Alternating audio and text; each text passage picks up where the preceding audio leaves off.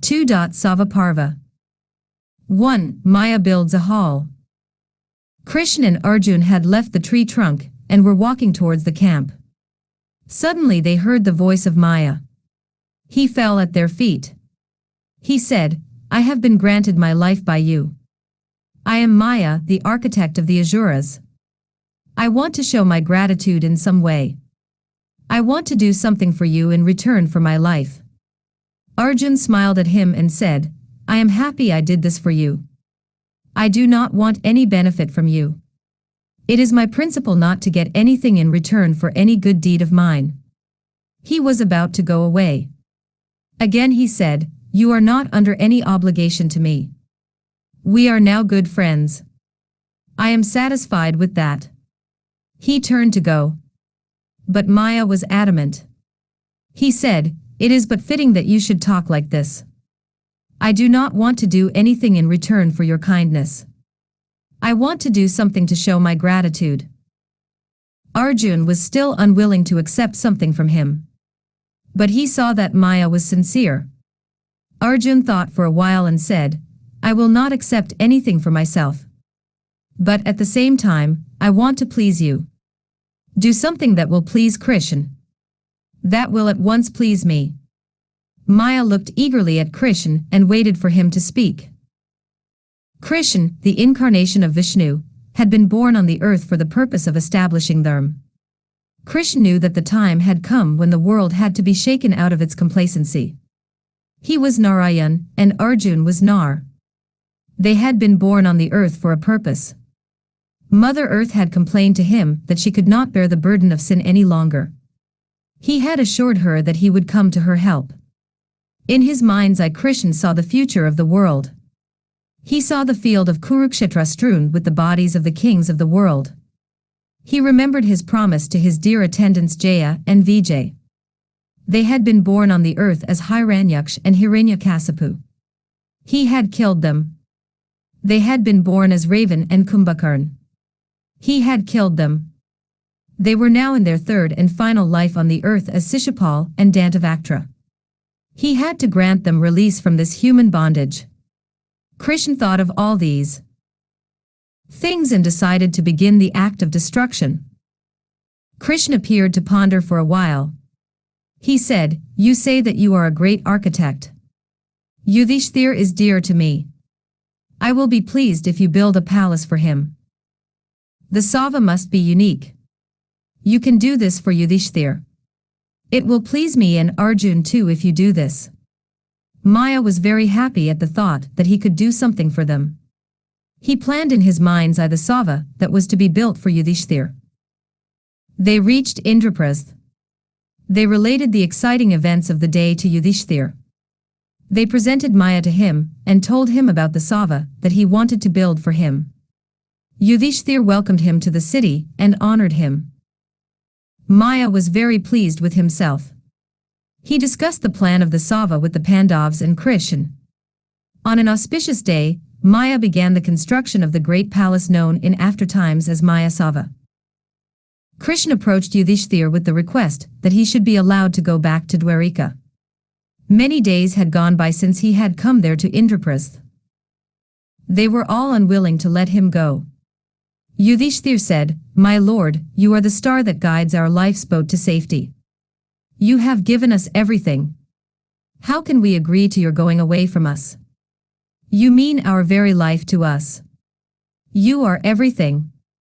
You rule our thoughts and actions. You must be with us always to lead us in the right path. We will be lost without you. Krishn reassured Yudhishthir that he would always be there with them. He would come to them whenever they called for him. He took leave of all of them one by one. His aunt Kunti, the brothers Draupadi and Subhadra. The chariot driven by Derek was at the gates of the palace. Krishn looked at Subhadra with a mischievous smile and said, I suppose I can take my chariot now.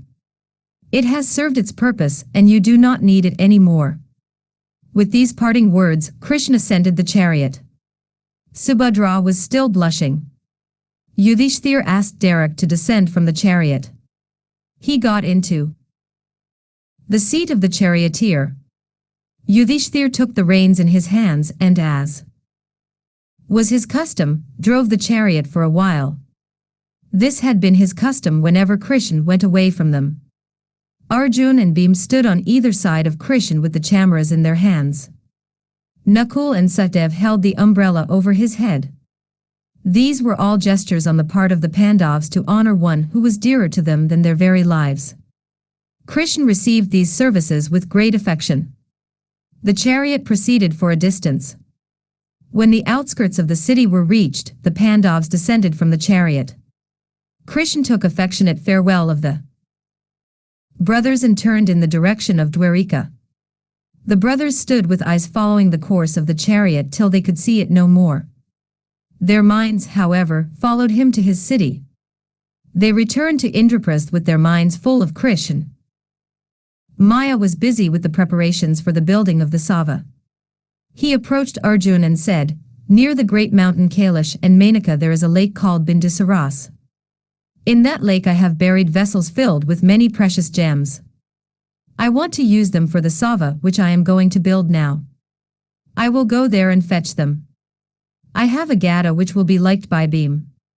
There is a conch called Devdutta which will be liked by you." Maya took leave of Arjun and went to the mountain Kailash. Bindisaras was the sacred spot where the river Ganga was released from the matted locks of Lord Shankar. She had to flow drop by drop, thus giving the name to the lake. From this lake she flowed as 7 streams, 3 towards the east, 3 towards the V/est, and the 7th stream followed Bhagirath. The place was holy because it was in the neighborhood of this lake that the sages Nar and Narayan performed their penance. Maya reached the place. He took all the gems that he had stored there. He took the conch and the gada. He had several hundreds of slaves to assist him in carrying the gems to the city of Indraprasth. He came back to the city and gave the gada to Bhim. Devdutta, the conch, was given to Arjun. Maya began the construction of the Sabha. He wanted to make it the most beautiful Sabha that ever was seen on the earth. It took him 14 months to build it. It was indeed a remarkable creation. It excelled even Sudharm, the Sabha of Indra, in its splendor. In the garden, flowers bloomed in season and out of season. There were lotuses, jasmines, karavakas, sirishas, thilikas and kadambas. These flowers were typical of only some seasons. But in the Maya Sabha they were all blooming together.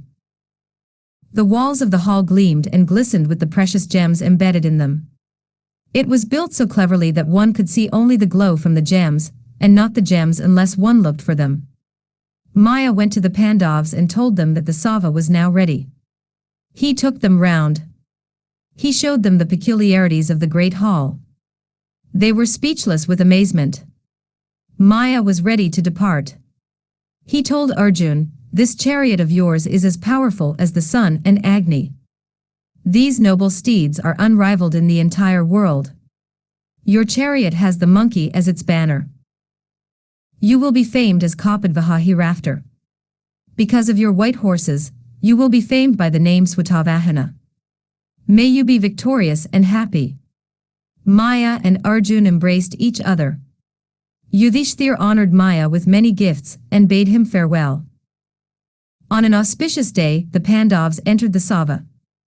Gifts were distributed profusely to the poor and to Brahmins.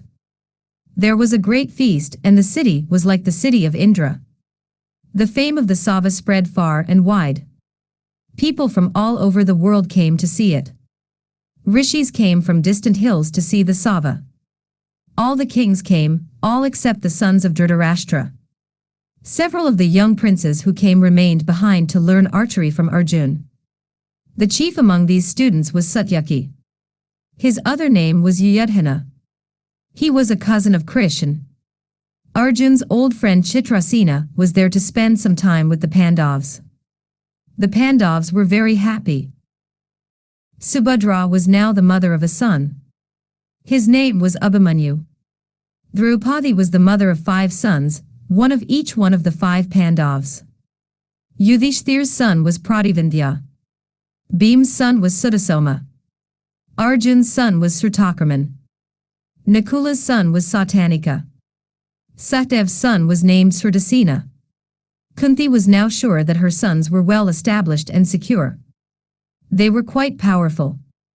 It was not possible for anyone to harm the sons of Kunti. She thought of the days following the burning of the house of Lak, of the months spent in Ekachakra where they had to beg for food. All those dark days were over. Their sun had risen. They were safe, secure from the evil thoughts of Duryodhan and Shakuni. This peace was the lull before the storm. No one could know about it.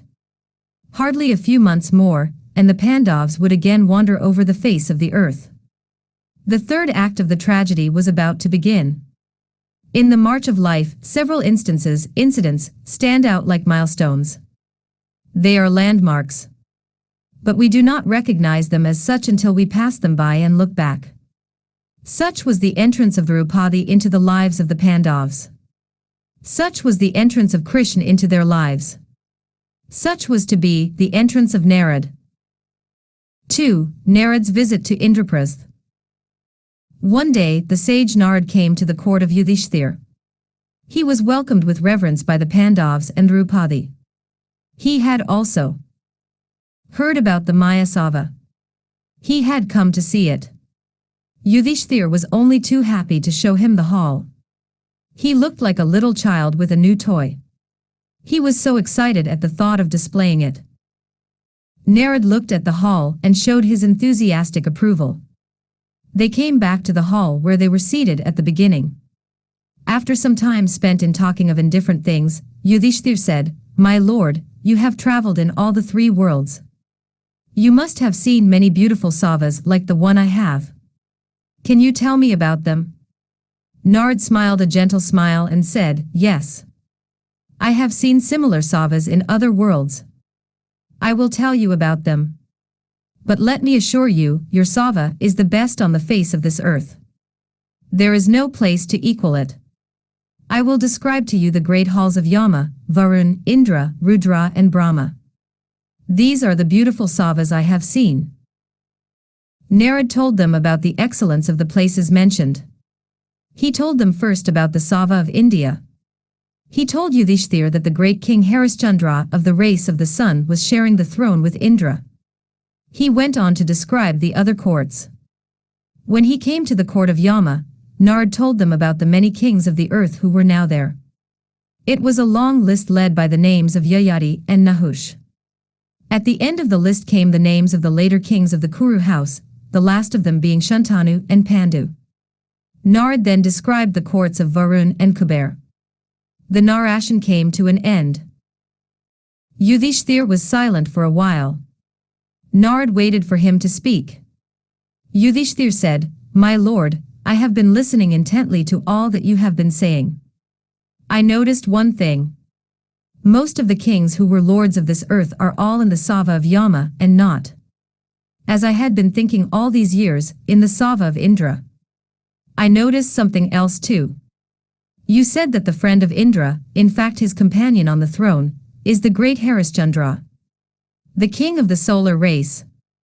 My lord, what good deeds has he performed that my father did not? Why should he have the honor of sharing the throne with Indra?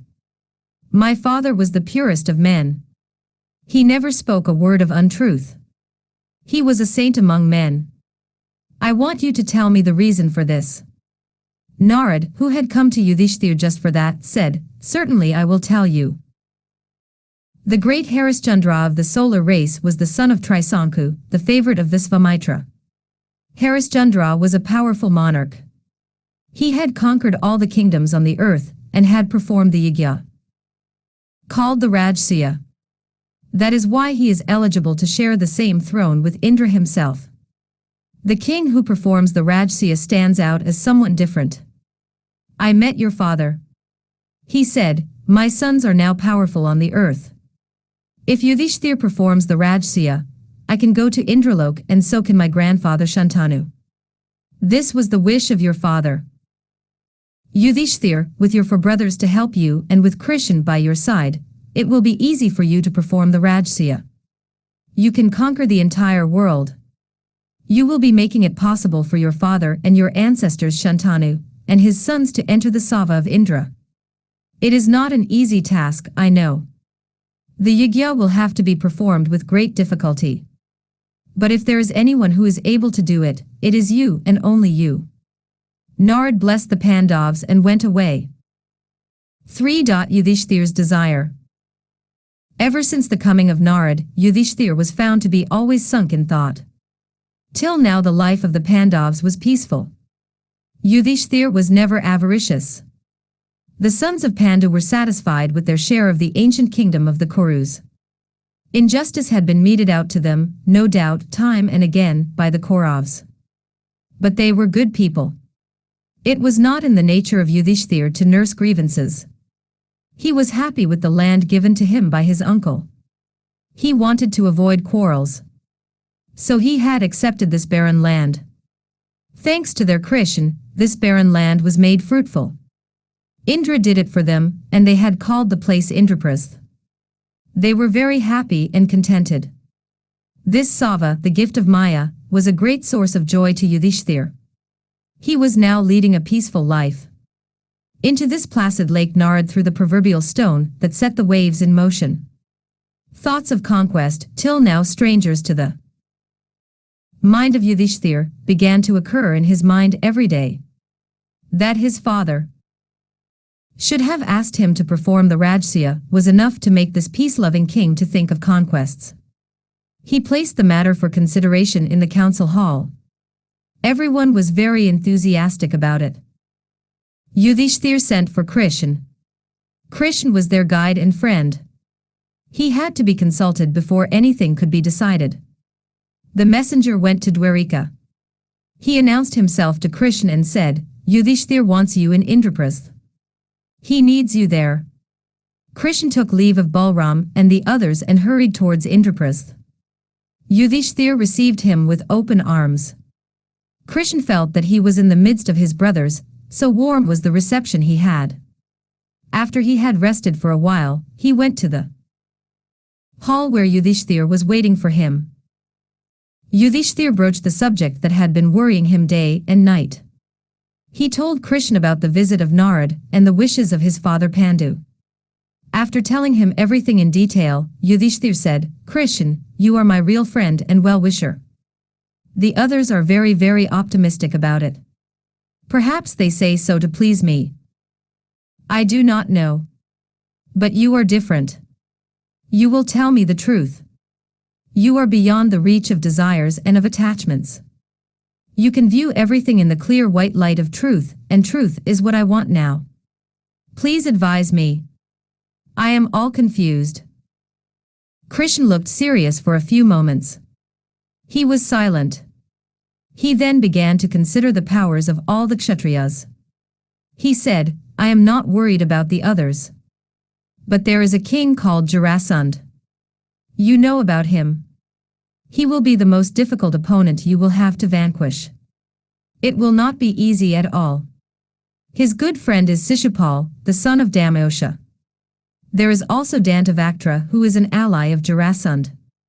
Bhagadat, Rukmai the son of Bhishmaka, and Pondraka Vasudev are all the allies of this Jarahsundh. He has friends in all the four quarters. Incidentally, Jarahsundh is a sworn enemy of the Vrishni house. Gans, my uncle, was killed by me. As you know. He was Jarahsundh's son-in-law. Jarahsundh has therefore hated me ever since then. We have not been able to kill him. He has fought with us 18 times. We have defied him, but we could not defeat him. In fact, we became afraid of his constant raids. We therefore left the city of Mathura and built this Dwarika. They are protected by the hill Ravatak on the one side and the sea on the other. We feel secure from Jarahsundh and his attacks. His hill Jiravraj is 100 yojanas away from our hill Ravatak. Seeing us settled in Dwarika, this man threw his mace at our Dwarika. It was hurled with so much force that it traveled a distance of 99 yojanas and became embedded in the ground. He does not bother us any more after that. Yudhishthir, I have told you the names of the kings who are his friends. I will now tell you about others who are his probable friends.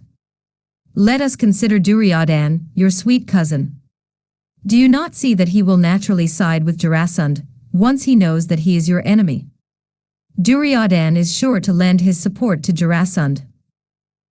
That means that all the Kaurav host, with Bhishma, Drona and Kripa, will have to support him.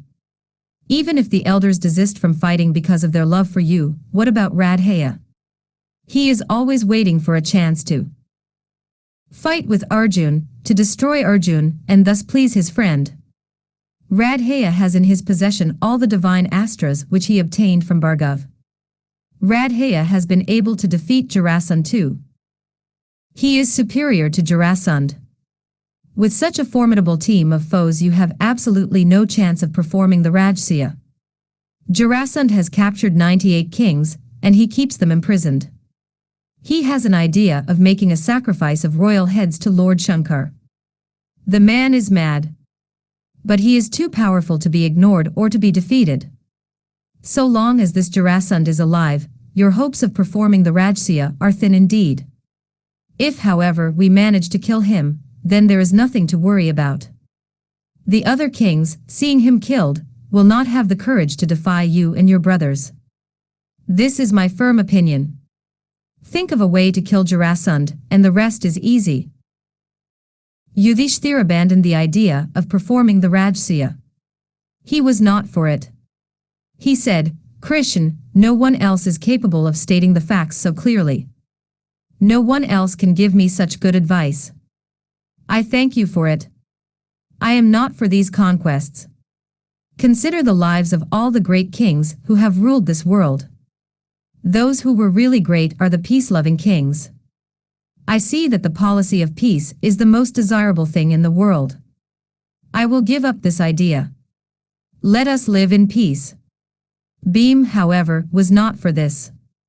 He said, My dear brother, any great undertaking will seem difficult in the beginning. That should not dampen our spirits or our enthusiasm. What cannot be achieved by might can be achieved by wisdom.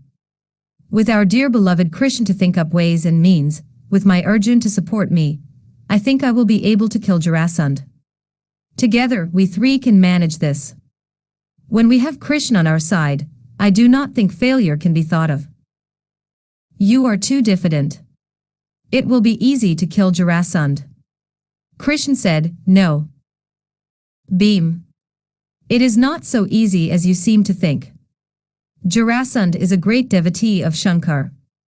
He is favored by the Lord. Again, he is a very righteous and generous man. He has won the affection of many kings. But apart from the question of the Rajsuya, if you kill him you will be saving the lives of the captive kings who are meant to be sacrifices for Rudra. It is worth considering. Yudhishthir refused to countenance the idea. He said, No. Bhima and Arjun are my two eyes and Krishn, you are my mind. What is the use of living if I lose all three? I think the sensible thing will be to give up the idea entirely. Arjun said, Brother, why should we be afraid? We are born of a race of Kshatriyas. We are warriors. We are familiar with the art of riding. We have also learnt the use of divine astras. We have never swerved from the path of dharma. Jarahsundh is powerful, no doubt. But he is not a righteous king. A king, who uses his strength to persecute weaker kings, is not favored by the gods. That is my feeling. All his prowess becomes futile if he is not just. It is not difficult to destroy such a man. God will favor the man who has dharma on his side. It is our duty to destroy Jarahsundh and rid the world of a powerful monster. We are sure to succeed in our attempt. Send the three of us to Magadha. After killing Jarahsundh we will, all four of us, go to the four quarters and conquer the entire world and lay it at your feet. Krishna appreciated the spirited talks of Bhima and Arjun. He said, Bhima and Arjun talk in a manner befitting the sons of a great warrior. Yudhishthir, we live in this world but once for a short time. Death is always imminent. It may come in the broad day or in the dead of the night. Because one does not fight, immortality is not granted to him. In this short span of life, man should decide quickly on the course of action. There is no time to hesitate, to consider the pros and cons. There is no time to divide the swift mind. We must decide soon. Yudhishthir, we must make an attempt to meet Jarahsundh and fight with him. We will try to reach the enemy's country and challenge him. We will enter the house of the enemy uninvited. We will try to realize our ambition. If we win, you will be lord of this earth. If we fail, why then, we will reach the heavens meant for those who die fighting. Either way, no shame will smirch our names. Yudhishthir said, Krishn, tell me more about Jarahsundh. What makes him so great that he is able to defy you? How is it that he was not destroyed like a moth which flirts with a flame, when he came near you? I cannot grasp this at all, that you have not been able to defeat him. Krishn recounted to them the story of Jarahsundh's life. For Jarahsundh. There was a powerful king who ruled the kingdom of Magadha. His name was Brihadrath. He was gifted with all that a Kshatriya could wish for. He had his capital city at the foot of the hill called Girivraj. He was a very righteous man. His fame spread all over the world like the rays of the sun enveloping the earth. He married the princesses of Kasi. They were twins. The only misfortune in the life of the king was that he had not a child to continue the line. He became disgusted with life and went to the forest with his wives.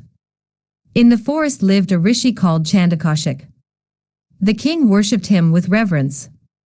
Pleased by his devotion, the rishi asked him what caused him to renounce the world at such an early age. The king told him. The rishi took pity on him.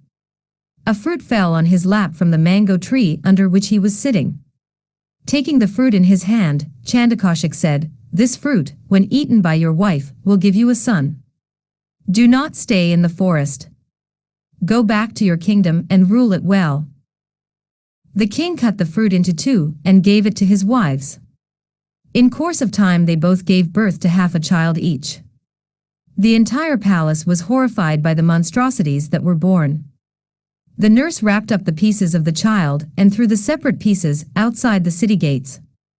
That night a Rakshasi by name Jara was looking for food when she came across the two pieces of the child. She was pleased with this piece of luck. She was excited at the thought of eating the tender human flesh that she had found. In carrying the two pieces, it happened that she put them together. There happened a miracle. The body, now whole, became alive. She was amazed at the sight. She did not have the heart to kill the baby. She took it to the king and said, Here is your son. She told him the entire story. The king was so happy and so pleased with her that he called the child Jarahsundh since he was united by Jara. The sage Chandakashik came to the king and told him that his son was gifted with divine powers, that it would not be possible for any ordinary person to kill him, that he would be the favored Bhakta of Lord Shankar. Krishn said, Jarahsundh is reputed to have seen the Lord of Lords, Shankar, in person. Who can defy such a gifted man? Yudhishthir sat silent. Krishn continued, I told you about the Gada which he hurled at us from the top of Girivraj. I must tell you that this Gada was the seat of his strength. He tried to retrieve it from the ground. But he could not. Without the Gada, Jarahsundh is now vulnerable. He is no longer invincible as he once was. It is now possible to fight with him. Yudhishthir was not for fighting with him. But Bhim and Arjun were quite firm about it. Krishn said, to defeat his army is impossible. Not even Indra with his heavenly host can do it. But I have a feeling that, in single combat, our Bhim will be able to kill him. Send the three of us, Yudhishthir. As Bhim said, we will combine all our resources and hit on a plan. You can send your brothers with me. I will be their keeper. We are sure to come back victorious. Finally, Yudhishthir was coaxed to agree to the plan. Krishn, Bhim and Arjun left for the great Magadha kingdom. They crossed the river Sarayu, and then the river by name Gandaki. Thence they went to Mithila. Crossing the border of Mithila, they went in the direction of Magadha. They reached the banks of the river Ganga. They crossed Garzga. They could see from a distance the hill Girivraj. Soon they reached the capital city. There they saw an immense temple of Shankar. They worshipped the Lord there. Now they dressed themselves as Snatakas. A Snataka is one who has just finished his education. He is not a brahmacharin anymore, and he is not a grihastha yet. As soon as these three entered the city, evil omens were apparent, omens which spelt calamity for the king. Krishn, Bhima and Arjun entered the city, dressed in gay costumes, with garlands of flowers on their necks, and with their bodies all perfumed with sandal paste. The strangers created a sensation by their unusual dress and appearance. They were dressed as Brahmins, but they looked like Kshatriyas. The people in the city were puzzled by these strangers who walked like lions. They entered the palace of the king by jumping over the wall. They did not enter through the gateway. Jarahsundh was busy with his worship. He sent them milk and honey and asked them to wait till midnight, when he would grant them an audience. They waited. It was now midnight. Jarahsundh came to them and honored them. He then said, "You seem to be Snatakas. But your apparel belies it. You are using flowers and perfumes which no Snataka is allowed to use. You have entered my palace in a novel manner. Friends enter through the gateway. Only enemies make this kind of entrance. Again, I was told that you have refused to partake of the milk and honey which I sent you. Whoever you may be, you are welcome to my city. You must receive, at least now, the worship due to Brahmins. But whether you are Brahmins or not, is yet to be seen. I think you are Kshatriyas. Your shoulders are scarred like the shoulders of archers. I feel that you have disguised yourselves for some unknown reason. Please tell me the truth. Who are you and what do you want from me?" Krishn said, "Jarahsundh. You are right in your guess. We are here as your enemies. We entered your house by jumping over the wall because we have come to challenge you.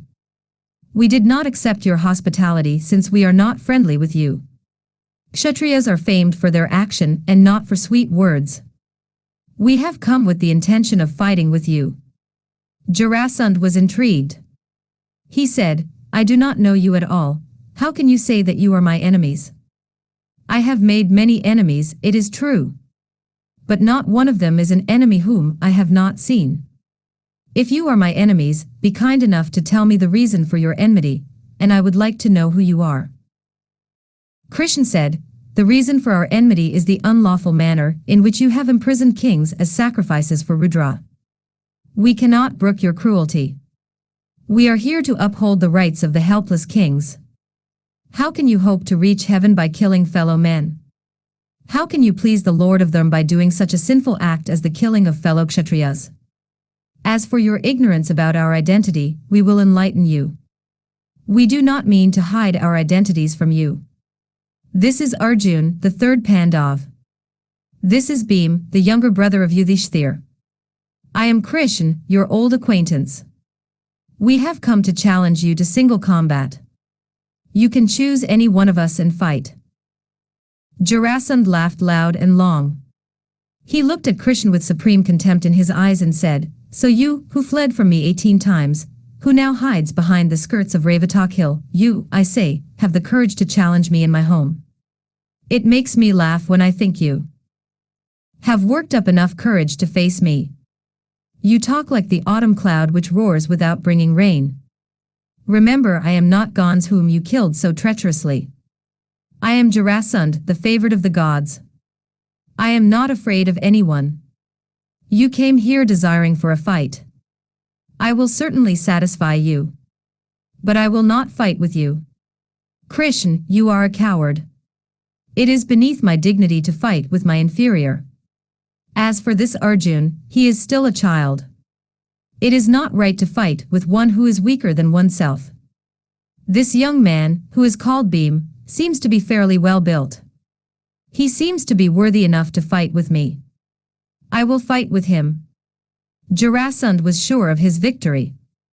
But because the ill omens spelt misfortune, he performed the coronation of his son Sahdev and then began to fight with Bhim.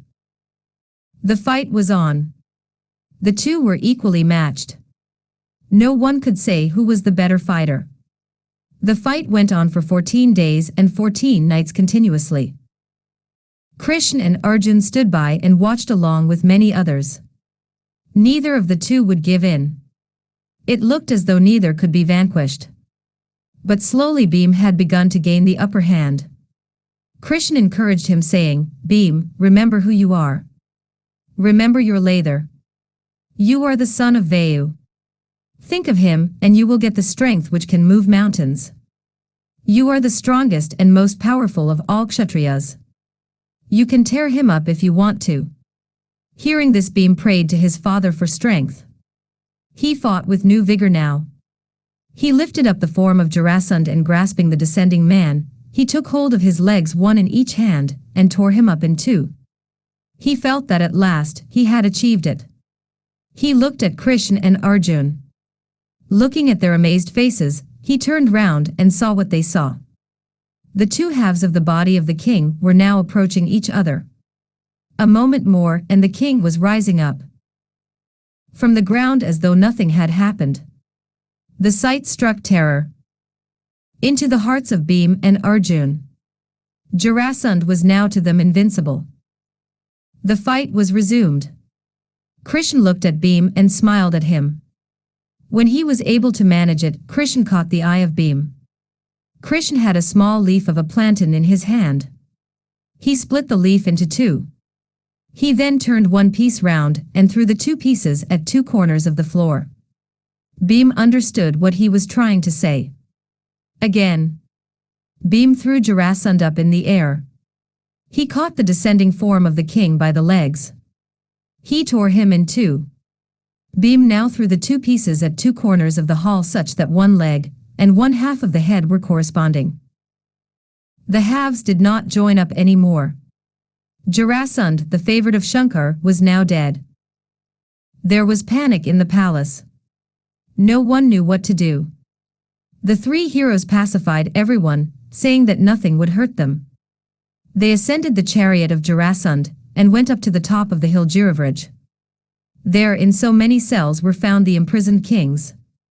They were all released. The kings were speechless with joy. Krishn said, "We do not want anything in return for this. The great Yudhishthir, the king of Indraprasth, is going to perform the Rajsuya. I want you all to attend it as the friends and allies of the king.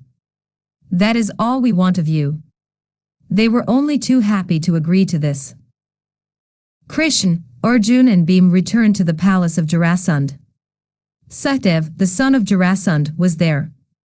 Krishn went to him, took his right hand in his and said, "Be not afraid. Your father was a great man. But he used his greatness in wrong ways, and hence he had to be killed. You have already been installed as king. You must now combine your father's valor with your gentleness and rule the kingdom justly." He told the young prince about the Rajsuya and asked him to attend it. Sahdev listened with respectful attention and agreed to attend the Rajsuya. Bhim had achieved the impossible. They returned to Indraprasth. Yudhishthir's happiness was great on seeing them alive. He came to receive them with open arms. He embraced them one by one, with tears in his eyes. Krishn said, "Yudhishthir, the one thorn which was in the way of your success has been removed by Bhim. The path is clear. Your Rajsuya can now be performed without any impediment." Yudhishthir wanted to know all about the fight. They told him. Bhim spoke to Yudhishthir about the miracle of Jarahsundh coming to life in spite of his being torn asunder. It was a thrilling narration, and Yudhishthir relived the horror and the triumph of the other three when they went through those terrible days. Krishn set out for Dwarika. He said, "I am glad to know that my journey to Indraprasth was not in vain. I will come back soon. In the meantime, send your brothers in the 4 directions and let them come back after their conquests. I will be here with all the Vrishni clan. But now I must go back. They had to agree. Krishn was pleased at the thought the Vrishnis need have no more fear of Jarahsundh. He wanted to tell them all about it himself. That was partly the reason for going back to Dwarika. He sped towards his city, his heart exultant at the good fortune that had befallen them. Krishn was very happy. 5. The Rajsuya. Indraprasth was caught in the throes of excitement. Yudhishthir was going to perform the Rajsuya. The preparations were in full swing. Vyas was there to lend his valuable assistance to Yudhishthir. It was decided to send the 4 brothers to the 4 quarters. Arjun chose the north, Bhim the east, Nakul the west and Satydev the south. Arjun, having conquered the countries on the way, reached the kingdom of Salva and defeated him easily. He proceeded further. He knew no defeat. He was well known by the name Vijay. Arjun reached the city called Pragjyotish, ruled by the great Bhagadat. Bhagadat was a friend of Indra. He was a noble soul. He was one of the few who demanded respect from old and young alike. He was respected by the Devas too. He was a righteous and good man. Arjun and Bhagadat fought for 8 days and nights. Bhagadat was defeated. He came to Arjun with a friendly smile and said, I am a great friend of your father. I am pleased with your valor which defeated even me. Tell me, what shall I do for you? Arjun honored him by prostrating before him, and told him about his brother, and the hopes he had of performing the Rajsuya. He invited the war veteran to Indraprasth. Bhagadat agreed with pleasure. Arjun proceeded towards the hill Ramagiri, which was made holy because Sri Ram, in his wanderings, had stayed there for a few days.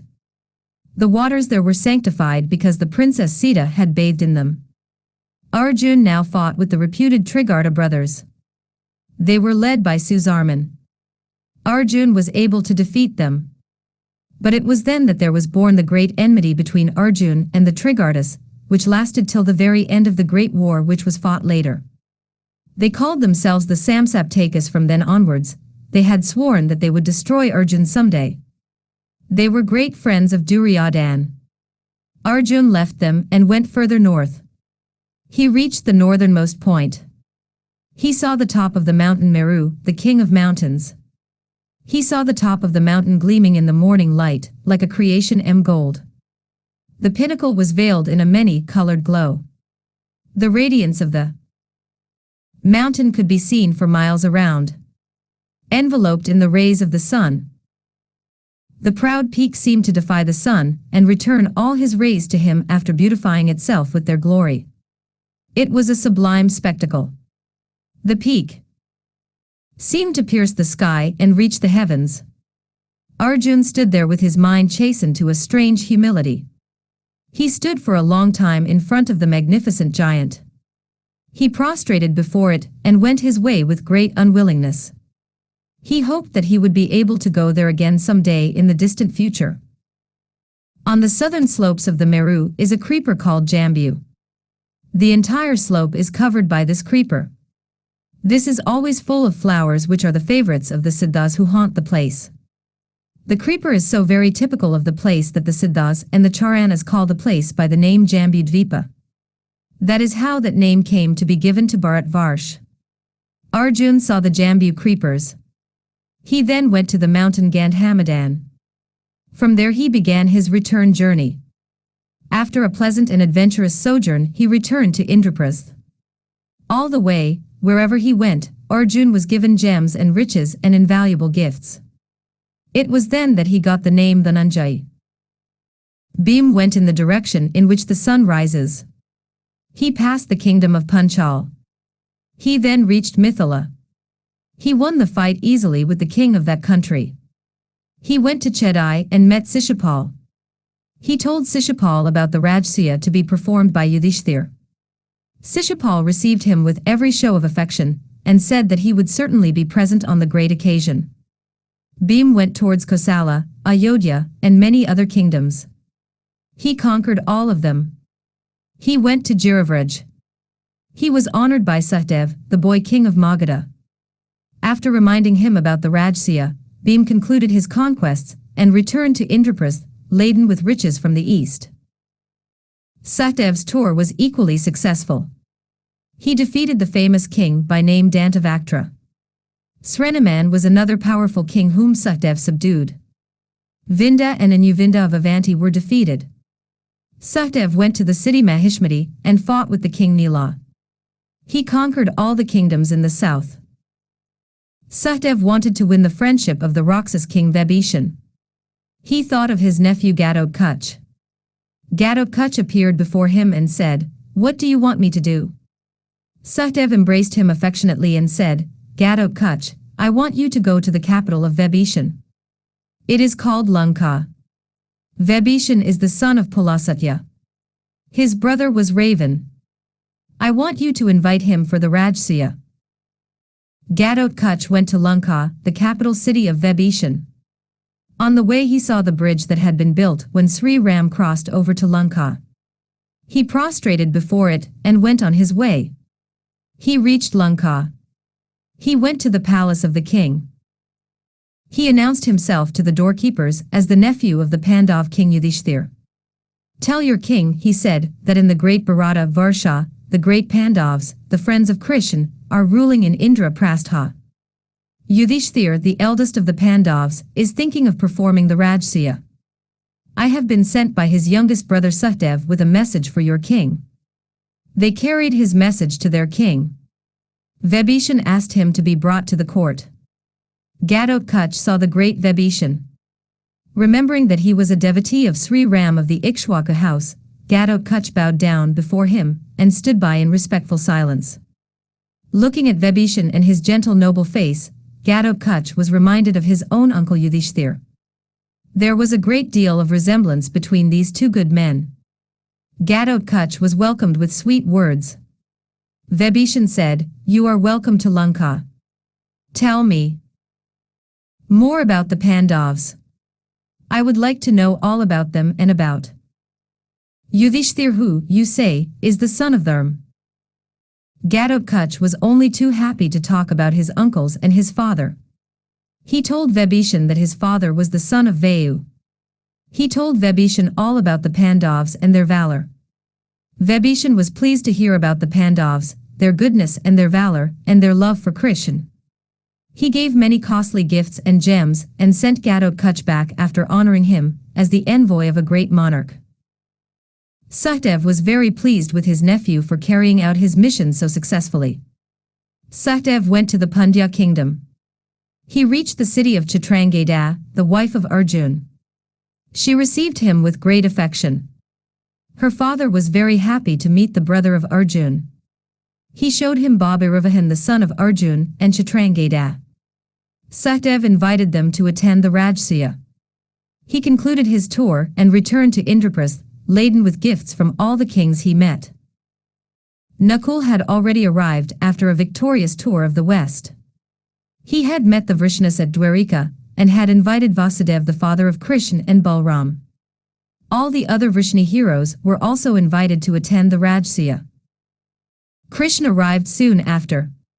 He brought gifts of 1,000 kinds to honor Yudhishthir. Yudhishthir received him with great joy. Krishn and Vyas made all the arrangements for the Rajsuya. Vyas performed the preliminary rites. Messengers were sent to all the kings inviting them all. Yudhishthir sent Nakul to Hastinapur to invite the elders Bhishma, Drona, Dhritarashtra, Balika, Somadatta, Purusravas, and the sons of the king. Nakul was asked to invite each of them individually on Yudhishthir's behalf. He wanted Shakuni and all his sons, and the noble Radheya, to be invited personally. Nakul reached Hastinapur and was received with affection by Bhishma and all the elders.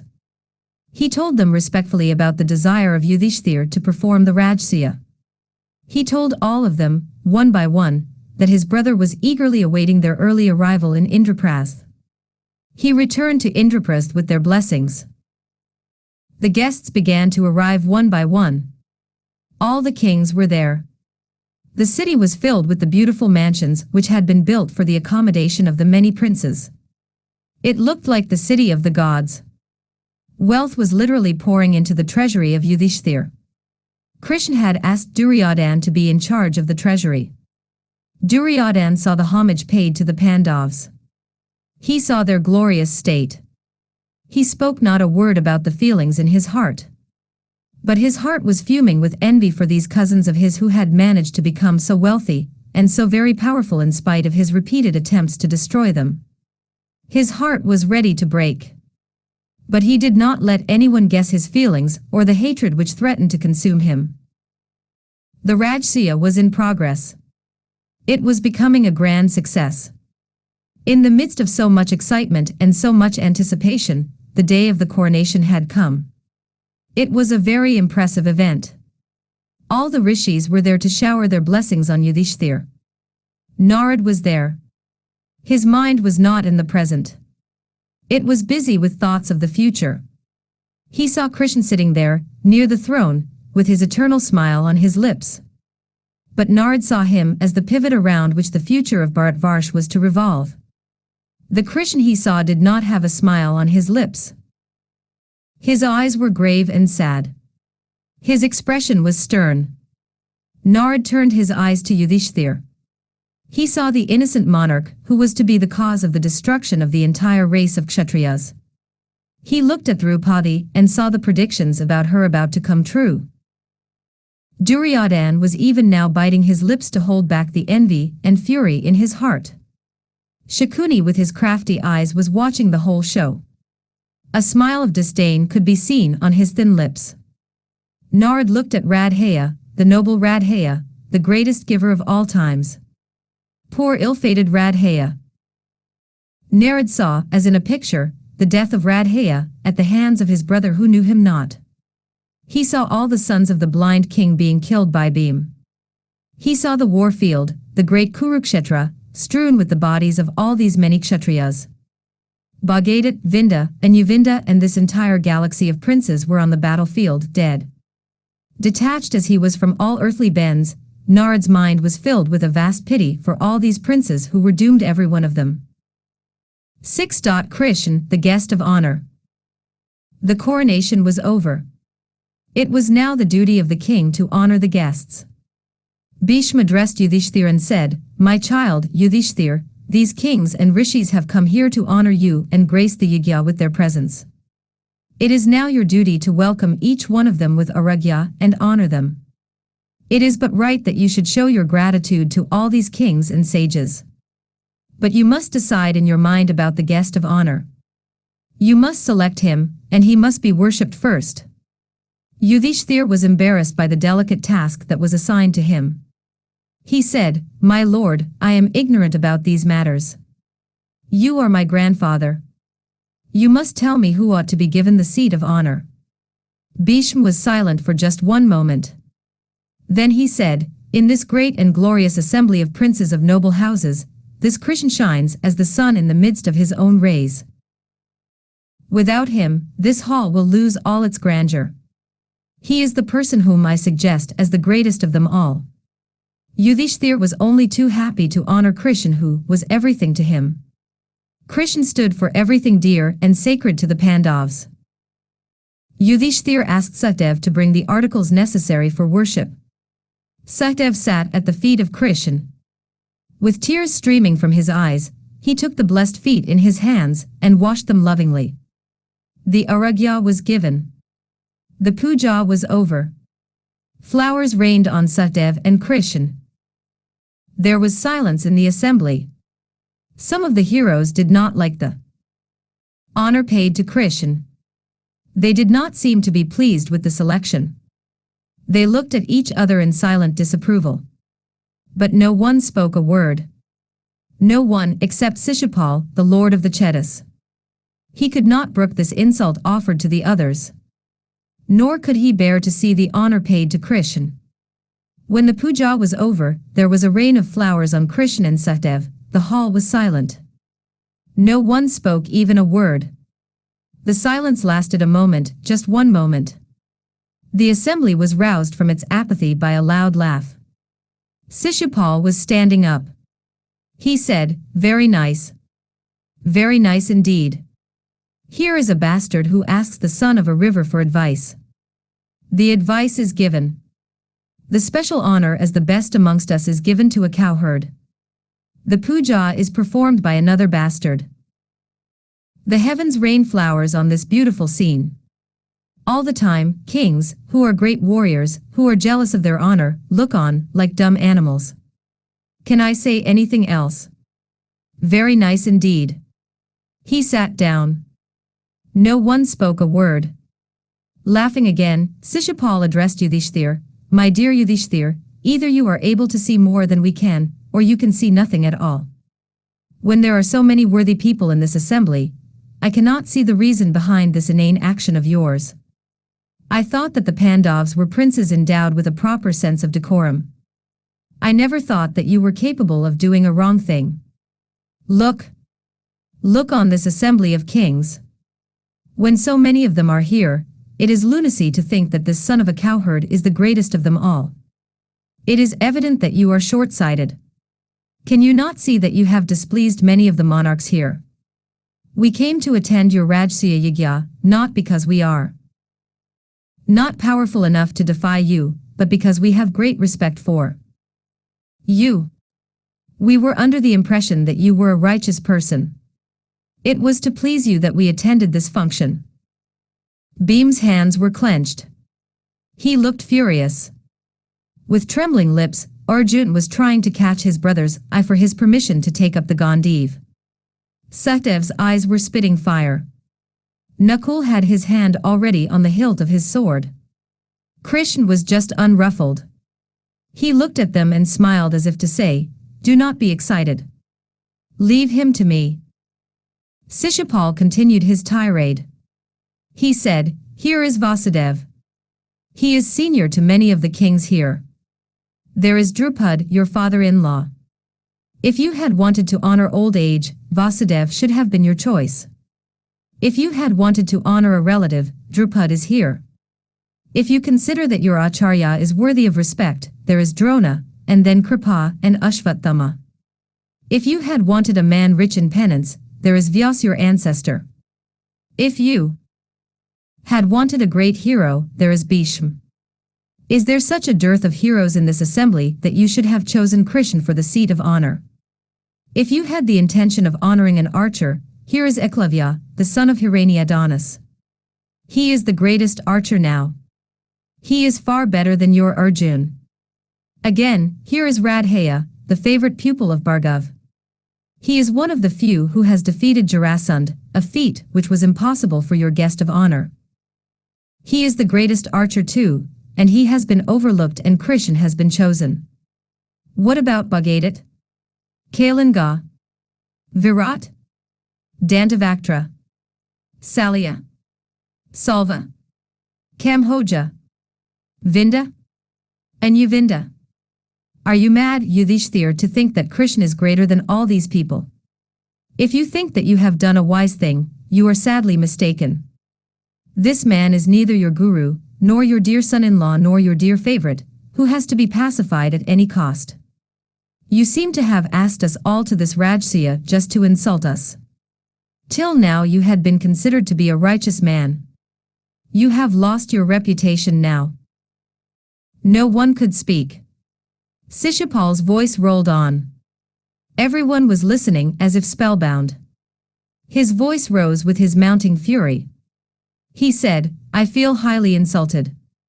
All that Krishn has done so far, he has achieved by mere deceit. He killed his uncle Gans when he was sleeping. He took your credulous brothers to the home of Jarahsundh, the great hill Giravraj. You thought that he went there to be of help to you. Not at all. My friend Jarahsundh was the one man whom Krishn could not win over with his sweet words. Krishn was mortally afraid of the powerful Jarahsundh. So, using this fool beam as his tool, he killed Jarahsundh. Your offering the Agra Puja to this cowherd is foolish, senseless. It is as stupid as giving your daughter to a eunuch, as foolish as showing beauty to a blind man.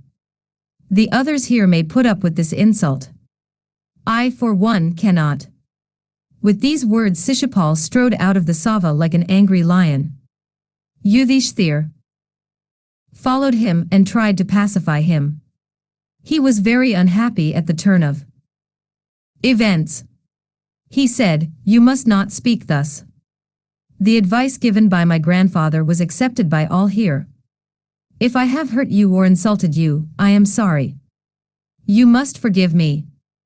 There was no thought of insulting you or anyone here when I honored Krishn. To us, he is greater than anyone else." Perhaps the words of Yudhishthir might have pacified Sishupaal.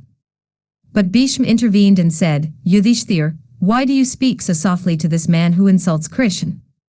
How can he, with his narrow vision, see the greatness of Krishn? Krishn is fit to be honored, not by us alone, but by all the three worlds. I do not see how anyone else can be thought fit. Enough for this high honor. As for this Sishupaal, do not pay any heed to his mad and jealous ravings." Sahdev said to Sishupaal, "I did the correct thing. There is no one greater to us than Krishn. He is our guru, our friend, our well-wisher. He means everything to us.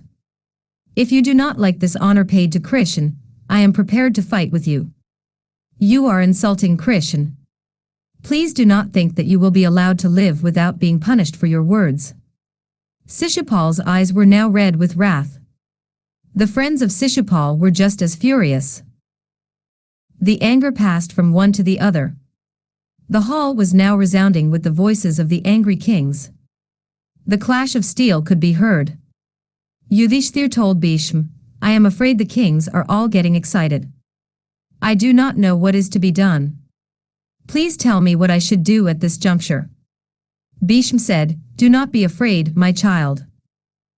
Here is a dog trying to bark at the lion. He need not be considered at all. Let him talk if he likes to. His voice seems to please him." Sishupaal could not brook the casual manner in which Bhishma referred to him and his anger. Sishupaal now began to heap insults on Bhishma. He sneered at him and his so-called righteousness, which was just hypocrisy. He heaped 1,000 insults on the old veteran of the Kuru house. He jeered at him and his oath, the oath which was the most sacred thing to Bhishma. He called him a eunuch and said that he was not for taking a woman because he was a eunuch, and not because he wanted to be true to his oath. He called him the son of a river. This term was used in the most insulting sense. It meant that since a river flows from a higher level to a lower level, the son of a river has the same temperament, descending from higher things to lower ones. It meant that a river was common to all, that she welcomed everyone with the same ardor. It was the greatest insult that Sishupaal could think of, and the hall was thunderstruck at the audacity of this man who had dared to insult the mother of Bhishma, Ganga, the holiest of holy rivers, Ganga whose source was the feet of Lord Vishnu, and whose landing place was the matted locks of the Lord of Lords, Shankar. Bhim was now uncontrollable. He looked at Bhishma and said, "Grandfather, how is it that you are silent? Here is a man insulting you. He is insulting Krishn. He talks ill of two people who are dearer to us than our very lives. Please give me a chance to kill him. I must kill Sishupaal." Bhishma said, "Bhim, do not be in a hurry. It has been ordained by the gods that this man will be killed by our Krishn. He has to meet his end at the hands of Krishn and only Krishn. Let us leave everything to Krishn. I will tell you the story of Sishupaal and the prophecy that Krishn is meant to be the killer of Sishupaal." 7. The killing of Sishupaal. Bhishma said, "When Sishupaal was born, he had 3 eyes and 4 arms. His parents were just horrified at the monstrosity that was born to them. They were told by a heavenly voice that as soon as the child was placed on the lap of the man who was to kill him, the extra eye and arms would disappear. The mother was worried about the future of her child. She would place the child on the laps of all the people who came to see it. Once, when Krishn and Balram went to see the child of Damosha, the mother of Sishupaal placed the child on their laps as was her custom. As soon as it touched the lap of Krishn, the child lost its extra eye and arms. Sishupal's mother was unhappy at the thought that her child would be killed by his own cousin, Krishn. She was the sister of Vasudeva. She requested Krishn to spare her son. Krishn was sorry for his aunt and her grief. He said, "Please do not be worried. I will forgive even 100 insults which your son may hurl at me. I will try not to hurt you." Time passed. Rukmai, the son of Bhishmaka, was a great friend of the Sishupaal. He wanted to give his sister to Sishupaal in marriage. But Rukmini was in love with Krishn. She sent word to him, and he carried her away on the day she was to have married Sishupaal. Ever since then, Sishupaal has been nursing a grievance against Krishn. He cannot bear to hear the praises of Krishn, nor can he bear to see the honor paid to Krishn. One can understand the jealousy of a smaller man for one who is far superior to him. He has been insulting Krishn in an unending stream. The 100 insults which Krishn had promised to forgive have been exhausted long ago. It is just a matter of moments before Krishn does the needful. Do not do anything rash, Bhim. Fate is there to punish Sishupaal for his wrongdoings. Sishupal's patience was now at an end. He was tired of words, words, words. He challenged Bhishma and he challenged Krishn. He said, "Come, fight with me. Let the world see who is the better man. This is not like stealing a bride and running away with her without fighting with anyone. This is not like stealing the clothes of helpless women when they are bathing in the river. This is not like stealing the loves of gopi women and cheating their husbands. Krishn, this is a man-to-man fight that I am suggesting. Let me see if you can fight straight for once." Krishn was hoping that this unpleasantness would be avoided. He loved Yudhishthir too much. He did not want the Rajsuya to be spoilt by this fight and the killing of Sishupaal. He was trying to ignore the insults of Sishupaal. He did not lose his poise even when he was deliberately and very methodically provoked by Sishupaal. But this challenge had to be accepted. It had to be taken up. It was the rule among Kshatriyas that no challenge should ever be refused. Unwillingly he prepared himself for a fight with this braggart. Bhishma led him to the chariot. Krishna addressed the kings who had assembled there. He said, "I want this entire assembly to know the many crimes this man is guilty of. From the beginning, this man has been the hated enemy of the house of the Vrishnis. He is the son of a princess who is a daughter of the Vrishni house. But he has been hating them all his life. When I had gone to the city called Pragjyotish, this man entered the city of Dwarika and set fire to it. When my grandfather Ugrasena was in the hill Ravatak with all his people, this man assaulted them and harassed all of them. When my father, his uncle, had dispatched the sacrificial horse, this Sishupaal captured the horse just to disturb the sacrifice of my father. It is this man who steals the wives of others. When the wife of Babiravahin, a Yadav, was traveling to Savra, the neighboring country, this man kidnapped her and molested her. He carried away another maid called Bhadra and many of the women of Dwarika, just to please himself and the king of Kaurusha. Jarahsundh was the enemy of the house of the Vrishnis. That was the reason why Sishupaal became a good friend of Jarahsundh. Sishupaal has caused us endless trouble. I have told you some of them. I have not the time nor the patience to relate all the atrocities perpetrated by him. I would have killed him long ago. But my promise to my aunt, his mother, held me back. I had told her that I would forgive 100 insults from this man. That number has been exceeded long ago. Still I was patient. But now he has challenged me. I do not want to see anything unpleasant happen here today. But I have to kill this sinner who has become impossible. I can no longer bear the insults he has been heaping on me and on Bhishma the Kuru ancient. I am ready to fight and rid the world of this sinner." Krishna ascended the chariot driven by Derek. With his eyes red with wrath, Sishupaal looked at Krishna as a moth looks at a flame. The fight began. The kings stood still, stunned by the unexpected turn of events. Of these, the most unhappy was Yudhishthir. He saw several evil omens. He went to Narad and asked him to explain the omens. Narad said that they all pointed to a great calamity which was imminent. They all pointed to the death of Sishupaal. It was all very depressing to Yudhishthir, who hated unpleasantness of any kind. He watched the fight with sad eyes. Bhishma, on the other hand, looked as though he had become young again. He was watching the fight with flashing eyes, and with a smile on his lips. The fight was drawing to a close. Krishn took up his chakra and hurled it against Sishupaal. There was a look of infinite love in his eyes when he did this. The chakra coursed through the air like the sun, and cut the head of Sishupaal away from his body. He fell on the ground like a huge tree suddenly felled by an axe. A glow left the body which was on the ground. It did not rise upwards towards the sky. It approached Krishn. It reached his feet, and was lost in his blessed feet. All eyes were watching this. No one could understand this or the look of infinite love and happiness in the eyes of Krishn, no one except Krishn himself. He had fulfilled his promise to his beloved attendants, Jay and Vijay. He had released one of them from human bondage forever and ever. Dantavaktra would soon be freed too. These were the thoughts in the mind of Krishn. The death of Sishupaal was followed by terrible upheavals in nature. The heavens rained without any reason. Earthquakes were evident. The sea threatened to overleap its boundary. These omens spelt some dreadful calamity as a result of this death, and it meant something terrible for the entire world. That was the interpretation given to them by the many rishis who had assembled there.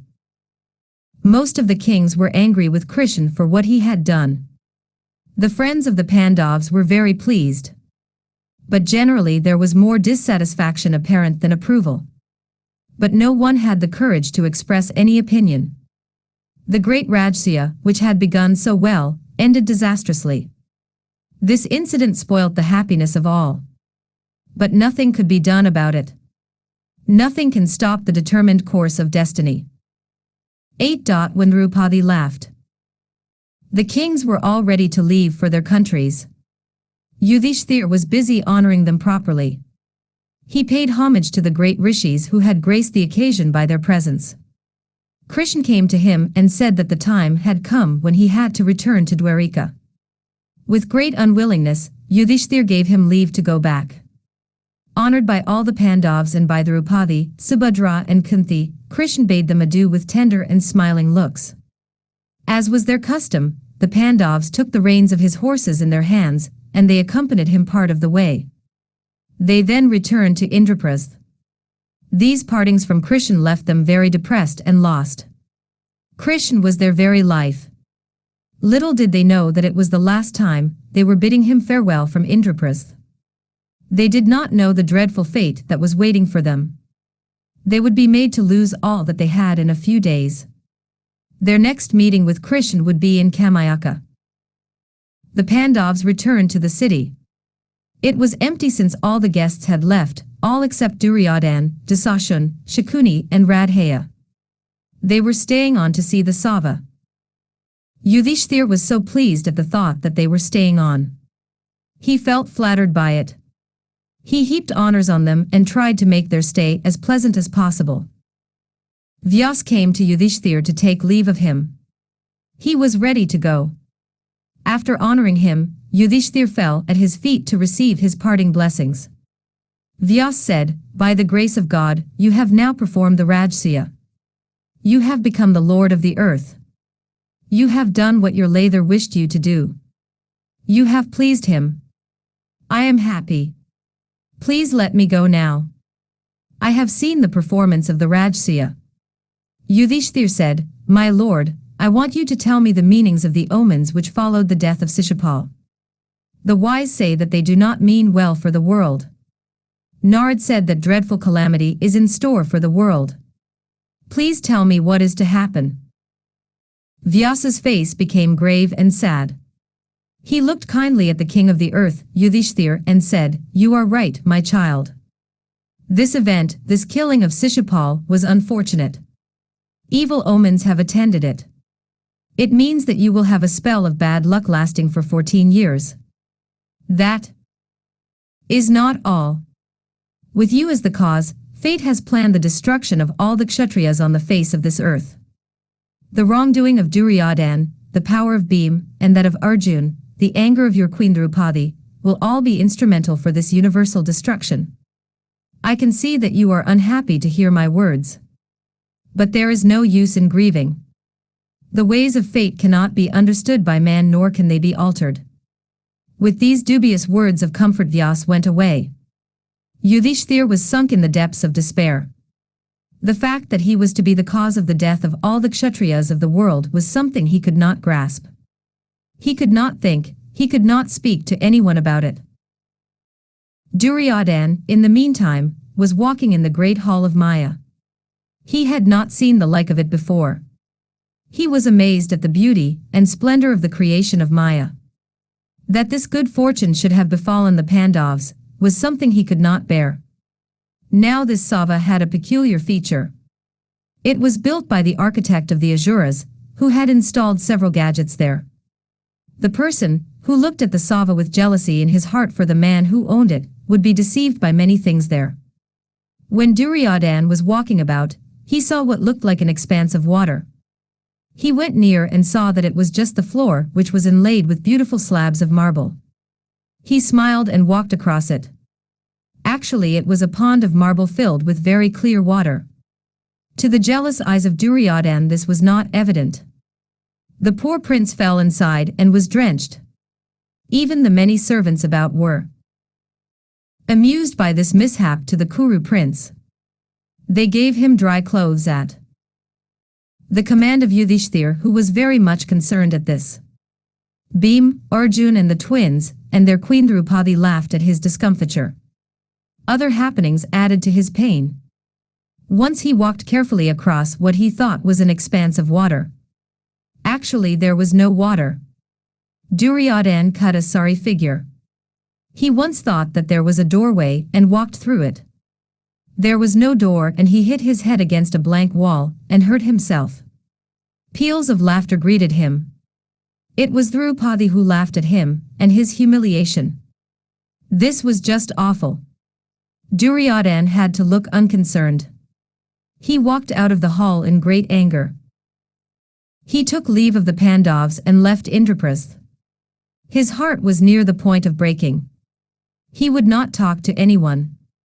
Not even to his dear brothers and friends. He sat for hours alone in his chamber, and he thought of the way he had been cheated by Providence. The Pandavs, I think, are favored by the gods. When they were sent to Varanavat, I was sure I would see them no more. But that fool Purochan bungled. They became stronger than they were before. They became the sons-in-law of the powerful Draupadi.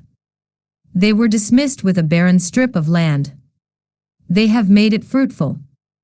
On top of all that, they have now become masters of the world. Yudhishthir has performed the Rajsuya. He has been acclaimed as the monarch of the entire world. Thoughts like these were chasing each other in his mind. He spent days and nights together in solitude, refusing to talk to anyone. He sat alone, hugging his grief to his heart. The childhood jealousy in the heart of this unfortunate prince had turned into hatred, and now it became an obsession with him. He was not like his father in some things. His father, for instance, was just an avaricious man. But in the case of Duryodhan, it was not just avarice. It was something more than that. Dhritarashtra's avarice was in his heart. He was a coward.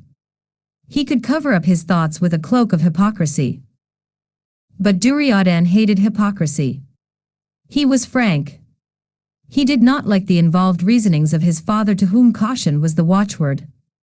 Dhritarashtra dared not express his feelings.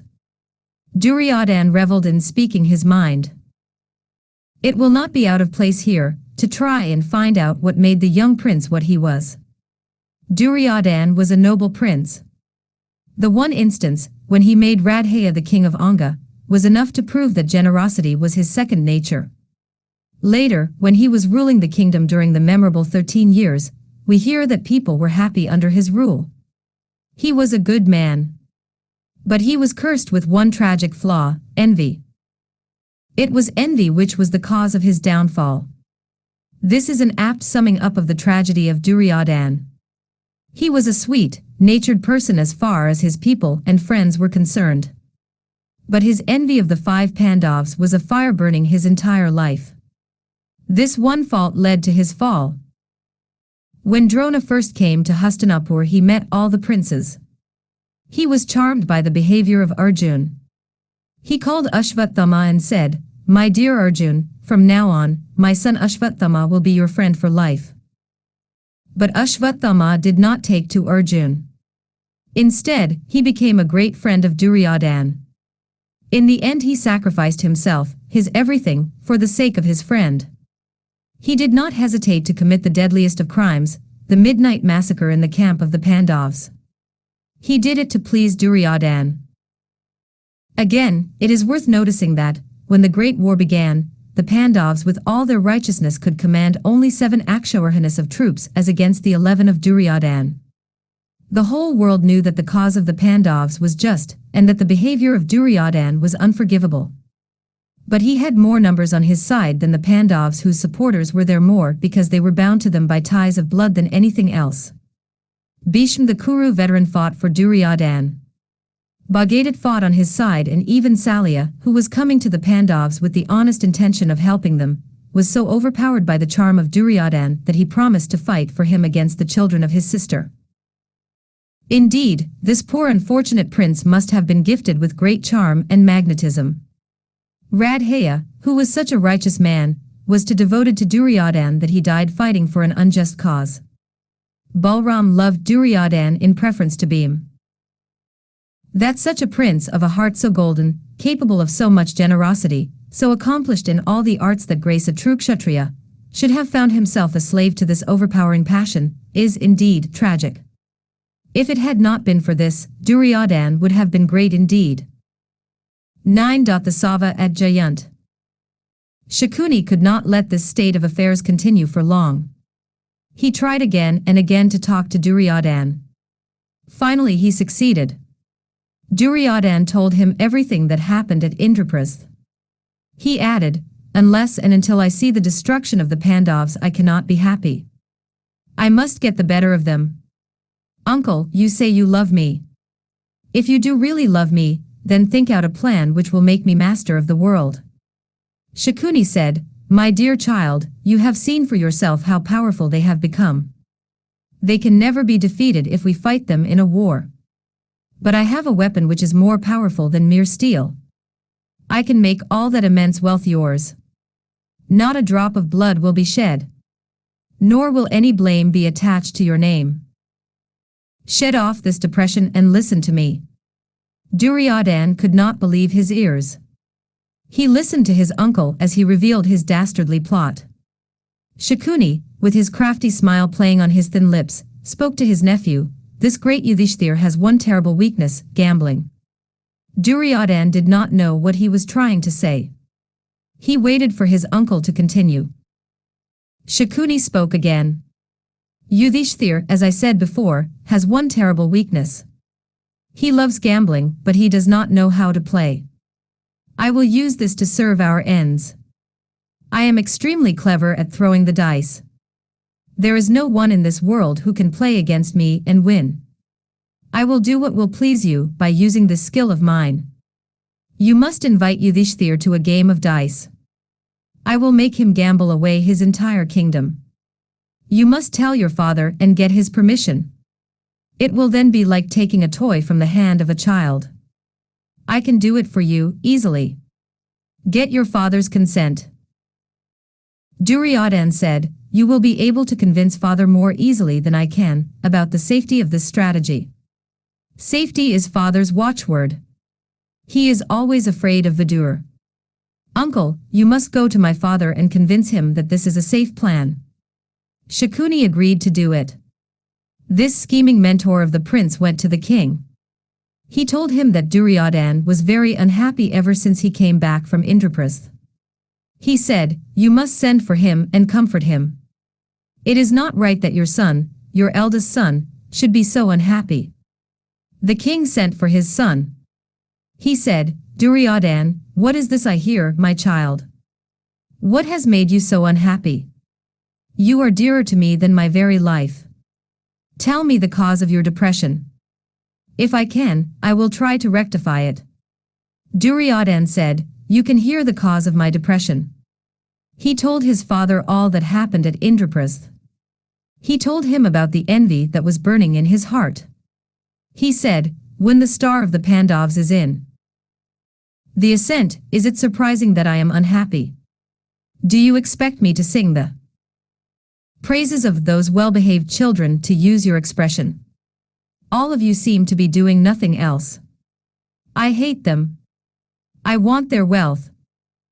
I want their glory to be extinguished. I want them destroyed. I cannot be happy till this is achieved. Shakuni thought that the proper moment had come. He brought up the subject of gambling and told the king how easy it would be for him to gain all that Duryodhan wanted so badly. He said, Summon them to our Hastinapur. Yudhishthir will gamble away his entire fortune. I am sure of it. Duryodhan jumped at this suggestion. He said, You must allow this, father. You must. Dhritarashtra was afraid. He said, I do not know if my ministers will allow this. I must consult them. Duryodhan was impatient. He said, Father, you know full well that your ministers, led by Uncle Vidur, will never sanction this. If you consult them and try to keep me away from these sinful thoughts, as you are fond of saying, you can be sure that I will kill myself. I will. He was silent for a moment. Then he said, You can then be happy with your beloved Yudhishthir, one image of Dharm, and your beloved Vidur, another image of Dharm. You need not think of me. Dhritarashtra had to agree. He said, All right. I will not ask anyone. Shakuni, go. Get the architects to build a beautiful hall in Jayant, the suburb of Hastinapur. When it is finished, you can invite the sons of Pandu to see this Sabha. You can have your game of dice, and I leave it all in your hands. This was what they wanted. Shakuni and Duryodhan went away, their hearts singing with joy. The building of the Sabha was begun. News of this reached Vidur. He went to the king and said, What is all this I hear about a Sabha being built in Jayant? I hear that the Pandavs are to be invited. What is the reason behind this sudden hospitality? I also heard something about a game of dice which is to be played. What has come over you, my brother? The Pandavs are happy in their faraway city. You and your son Duryodhan have got rid of them. They have been almost banished from here. They are so far away from you. Can you not be happy now? Are you not satisfied? Why are you so merciless towards the sons of your brother? You are indeed heartless. Dhritarashtra was not pleased with the words of Vidur. Vidur continued his pleading. He said, This enterprise of yours is not good for you. This game of dice will be the cause of some new dissension among the children. Please stop the preparations. Dhritarashtra spoke in a querulous voice. He said, Nothing of the kind will happen. After all, dice is a game played by princes. It will be just a pastime to spend the time pleasantly. In my presence and that of Bhishma, nothing will happen. Even if anything does happen, it will not be very bad. Whatever you may say, whatever may happen, this game of dice has my full sanction and my approval. Vidur was extremely displeased with the words of his brother and his behavior. But he had to be quiet. The king seemed bent on destroying himself and his son too. The building of the Sabha was over. Dhritarashtra was more excited than even Duryodhan. He sent for Vidur and said, I want you to go to Indraprasth. You must tell my son Yudhishthir these words, my wishes. I have built a beautiful Sabha. I hear that a Sabha has been built for you by Maya. Come and see this Sabha of mine. I want you to come and spend some days with me. You can have a happy time playing dice which you like very much. Yudhishthir will not disobey me. He will come. Bring him here as soon as you can. Poor Vidur made another unsuccessful attempt to avert the calamity. But the old king was adamant. With a heavy heart, Vidur left for Indraprasth. 10. Farewell to Indraprasth. Yudhishthir received Vidur with a great deal of affection. The sons of Pandu were very fond of their uncle Vidur. After they were seated, Yudhishthir looked at Vidur and said, "Uncle, your face does not register any happiness. On the contrary, you look sad. Are you not well? Or is someone unwell in Hastinapur? Is my uncle keeping good health? What makes you look so unhappy? Please tell me." Vidur said, "Your uncle is enjoying excellent health, and so are his sons. No one is unwell. Dhritarashtra has sent you a message through me." Vidur repeated the words spoken by the king. Yudhishthir was intrigued by the message. He knew his uncle well enough by now to sense some treachery. But the message was innocuous enough. He was silent for a while. Finally he said, "There is more in this than meets the eye. You say that the king wants us to go to Hastinapur to play a game of dice with his sons. I have a feeling that the game of dice is the kernel of this whole matter. This is the aim of the king. I can see it now. I have a feeling that the game of dice will be the cause of a quarrel between the sons of Dhritarashtra and the sons of Pandu. I am eager to have your opinion. Uncle, do you not agree with me?" Vidur said, "That is the cause of my unhappiness. I know that it is not right to play this game of dice. I tried to convince my brother that this is a wrong thing that they are proposing to do. But he would not listen to my words. He sent me to you with this command." To a certain extent Yudhishthir could guess the consequences of the game of dice. He asked Vidur, "Can you tell me who are all planning to join in the game?" Vidur gave the names: Shakuni, the evil-minded uncle of Duryodhan, and 3 of the brothers of Duryodhan, Vivamsati, Purumithra, and Chitrasena. "These are the opponents you may have to face in the game." Yudhishthir said, "The cleverest of the players have been selected. I am weak at the game, and Shakuni is a veritable wizard at throwing the dice. But what can I do? All that happens in this world has been ordained by the Creator. What can we do when fate has already planned the way in which events must take place? I am helpless. The king knows my principle, that I will never disobey the commands of my elders.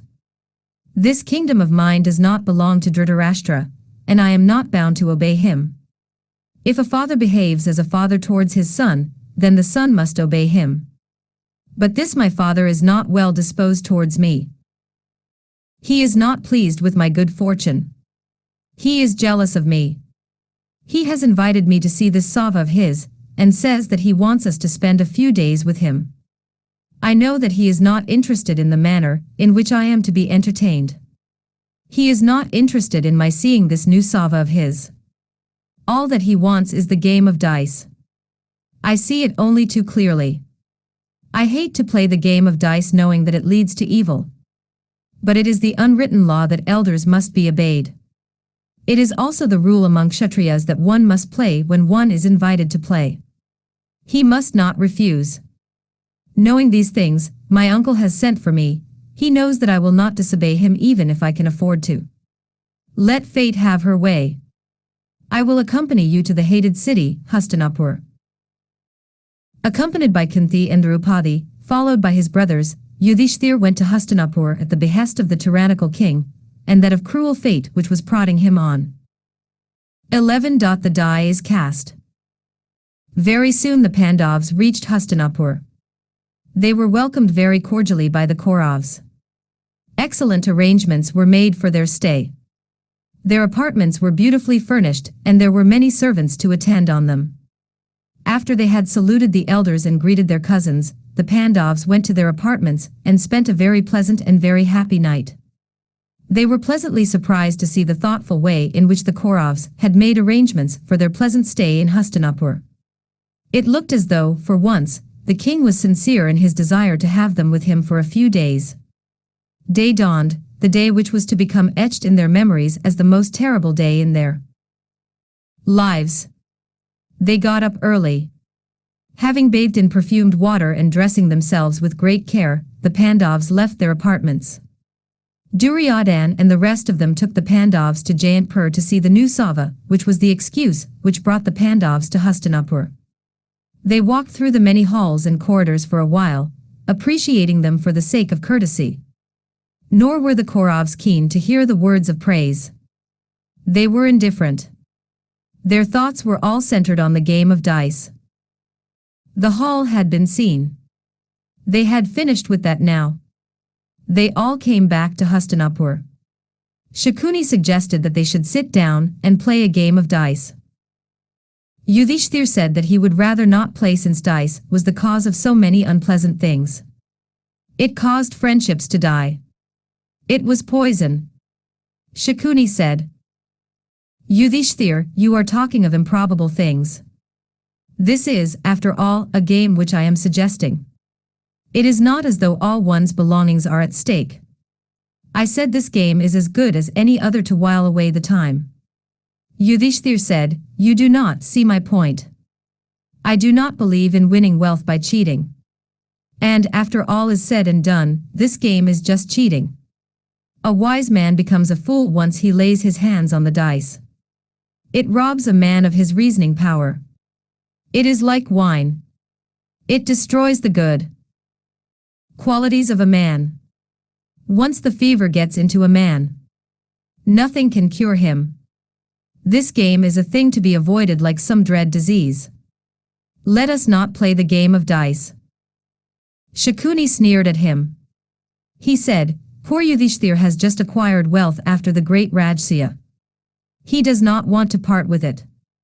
After all, it is new to him. Let him keep it. Yudhishthir, you need not play if you are afraid to accept the challenge. Yudhishthir was hurt by the tone of Shakuni. He said, I am not afraid, nor am I fond of wealth as you are. You know very well that I cannot refuse to play, once I am challenged. I will certainly play. Fate, I know, is more powerful than all the wisdom of man. I want to know who is to be my opponent, and what the wager is to be. Duryodhan said, I wager whatever precious stones and wealth you wager. My uncle Shakuni will play on my behalf. Yudhishthir said, that is not the rule at all. I have never before heard of this play by proxy. You must play and you must lay the wager. Shakuni said, I see nothing wrong with this arrangement. It is evident that you want to avoid playing, giving some excuse or other. If you do not want to play, tell us frankly. Yudhishthir could say nothing after that. The hall filled up slowly. Bhishma, Drona, Kripa, Vidur, they were all there. The king was there. The game began. The die was cast. Yudhishthir announced his stakes, his jewels, his precious stones and his wealth. The prince Duryodhan said, I am laying my wealth against yours. Here it is. Shakuni took the dice in his hands. He shook them deftly and threw them on the floor. 1, said Shakuni. Yudhishthir gave gold coins in thousands and necklaces studded with precious stones. The same wager was laid by the prince. The die was cast once again. Once again Shakuni's 1 could be heard by all the people in the hall. Silence reigned there now. The game went on. The fever was now in the blood of poor Yudhishthir. Game after game was played. Shakuni's 1 now became just a monotonous refrain for the dreadful game. It was no longer an exclamation of pleasure. Yudhishthir kept on losing steadily. He lost his jewels, his chariots, his gold, his horses, his wealth, his elephants, his army, his slaves, his treasury, his granary, his vessels. Everything was being swallowed up by the demon Shakuni, sitting there with his persistent taunting voice announcing 1. Vidur thought that it was time someone intervened. He told the king, my lord, you have got to listen to my words even if they are not pleasing to your ears. A sick man will not relish the medicine which the physician prescribes. But take it he must, if he has any desire to get well. You must remember the time when this darling son of yours was born. Evil, dreadful omens could be seen. You asked me why. I told you that your son would be the cause of the destruction of the world. I asked you to kill him in order to save the world. You would not listen to me. Now, at least now, believe me when I say that the time has come when the portents will prove their prophecy to be true. The world will end if the game continues any more. The injustice that is being meted out to the Pandavs will not go unpunished. You will suffer great sorrow in your old age because of the death of your sons, yes, all your sons. Do not ill-treat these great heroes. Avarice is a terrible thing. You are afflicted with that terrible disease, and your son has inherited it from you. Your son has not the strength to fight the Pandavs in open manly war. He is cheating them with the help of this prince among cheaters. Please do not countenance this. It is sure to have terrible results. I beseech you, stop this. He did not get a single word of reply from the king. There was silence after this. The only music was the music made by the dice as they rolled on the floor, with Shakuni's one keeping time to this. No one spoke. Duryodhan turned his face to Vidur. He came and stood near him. He said, "My dear uncle, you are great in praising the virtues of others in our presence. Ever since my childhood I have been noticing one thing. You have always been partial to the Pandavs. You have never liked me. All the time you have tried to malign me. You are very ungrateful to the hand that feeds you. You are trying to kill the natural affection my father has for me. You say you are our well-wisher. I do not think it is true. In fact, I believe it not to be true. You need not grieve for us. We are all right. You can feel sorry for your favorite nephews who will become beggars in a matter of a few moments, thanks to my real well-wisher, my uncle Shakuni. As for your warnings about the future, there is no one who can change the writing of the Creator who set me on this strange eventful voyage called life. Any good qualities I have, any bad qualities I may have, any action of mine now or in the days to come, have all been already ordained by Him who set me on this journey. Please do not flatter yourself that by your words to my father or to me you can change the course of destiny. Leave us alone. Please do not talk any more words of this kind to my father." Duryodhan turned away from there and walked towards the platform where the fateful game of dice was being played. The game was going on. Shakuni with his sinister smile said, "I am afraid you have lost all your earthly belongings, Yudhishthir. You have nothing now. If you have something that you can call yours, you can wager that. I will wager all that the prince has won so far. If you win, you can claim it all back." The madness of the game had made Yudhishthir lose all his sense. He was silent for a moment. Suddenly he made up his mind. He said, "I still have something to offer as my wager. This young, dark and handsome brother of mine, this Nakul, will be my wager." "One," said Shakuni. Yudhishthir said, "The wise Sahdev is the next wager. There is no one like him in this world. I do not like the thought of using him as my wager. But I have to do it." "One," said Shakuni. Then Shakuni said, "The sons of Mahabharat are lost. You have 2 more brothers. Evidently you do not think they are good enough to be used as wagers. I think you are right.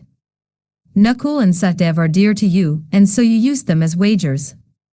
But actually we did not consider that the stakes were equal. Still, we could afford to be broad-minded. That is why I allowed you to use them as your wealth against that of the king. Let it pass. We have won. But considering the remaining brothers, I think you are right in thinking that they are not good enough as wagers. I think so too. But you must do something if the game is to continue. Or perhaps you think that they are far superior to the sons of Mahabharat. That is perhaps the reason for your hesitation." Shakuni waited for Yudhishthir to speak. Yudhishthir was extremely angry with Shakuni for his words which burned him like fire. He said, "Please do not say such things. Your idea is to cause dissension among us. You can never do that. Here is Arjun who has no equal in the world. He is my wager." "One," said Shakuni. "Here is Bhim," said Yudhishthir. He is the commander of my army. This is Bhim, whose strength is greater than that of all of you. Bhim is my next wager. 1, said Shakuni. I am the wager now, said Yudhishthir. 1, said Shakuni. There was a moment of stunned silence. In the midst of that silence, like drops of liquid fire, the slow words trickled out of the leering lips of Shakuni. You still have Draupadi. You have not lost her yet. Bhim grasped his mace firmly in his hand to throw it at the head of Shakuni. Arjun stopped him with his eyes. With his senses completely out of his control, Yudhishthir said, Draupadi, the favored queen of the Pandavs, is my wager now. The dice was thrown for the last time. For the last time the hall resounded with the triumphant one of Shakuni. All was lost. 12. Draupadi, a slave. The entire hall was shocked into silence. Vidur sat with his head held by his hands, sighing like a serpent. His face was bent down as though he was asking Mother Earth forgiveness for this injustice done on her face. Bhishma and the others were overcome with consternation. Only Dhritarashtra was happy. He kept on asking. What was won now? And now? And now? The hall resounded with the jubilant cries of the Kauravas. Duryodhan came to Shakuni and embraced him lovingly. He said, Indeed, this is the happiest day in my life. And I owe it entirely to you, my dear uncle. Duryodhan said, Mine uncle Vidur, Draupadi is now our slave.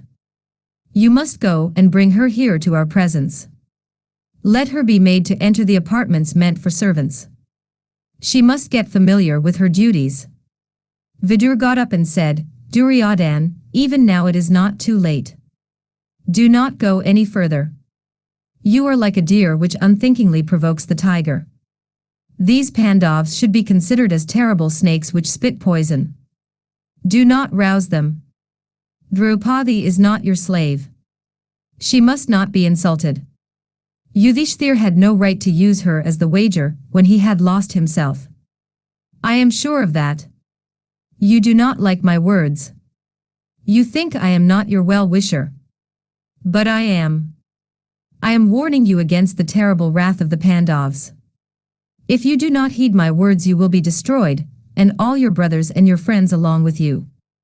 Hell is already preparing herself to receive the host of the Kuru house. His words were unheeded. He wept tears of pain and said, What can I do?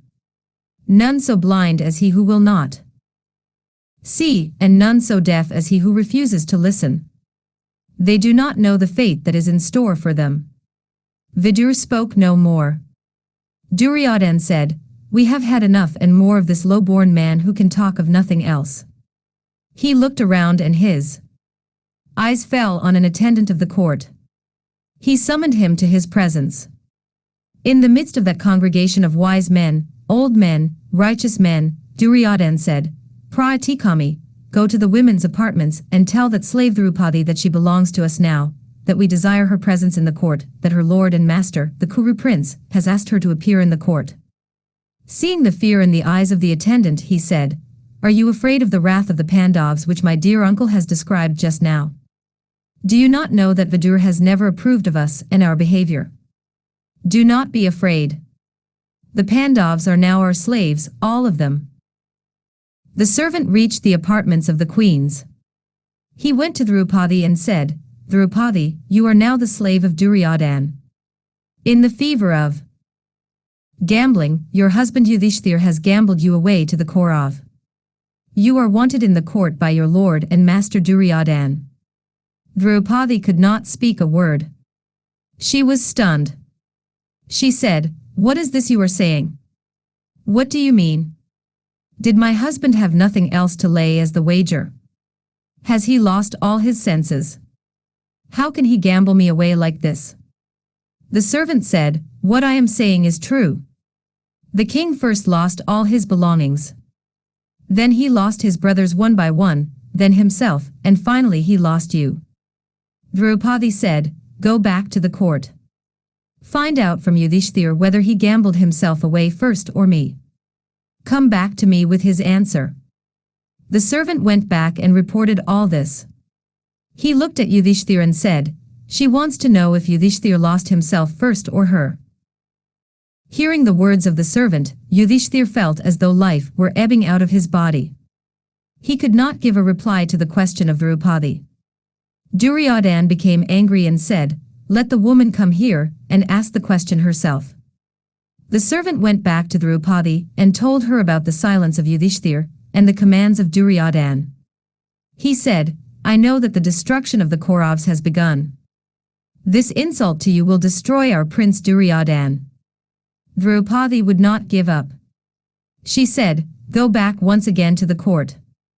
Ask my husband what I should do. I will obey him and no one else." The servant went back to the court and gave the message to Yudhishthir. Poor Yudhishthir bent down his head and said, "Tell her that I want her to come here and ask the elders if the action of her husband was right or wrong." The frightened servant would not go again to the presence of Draupadi.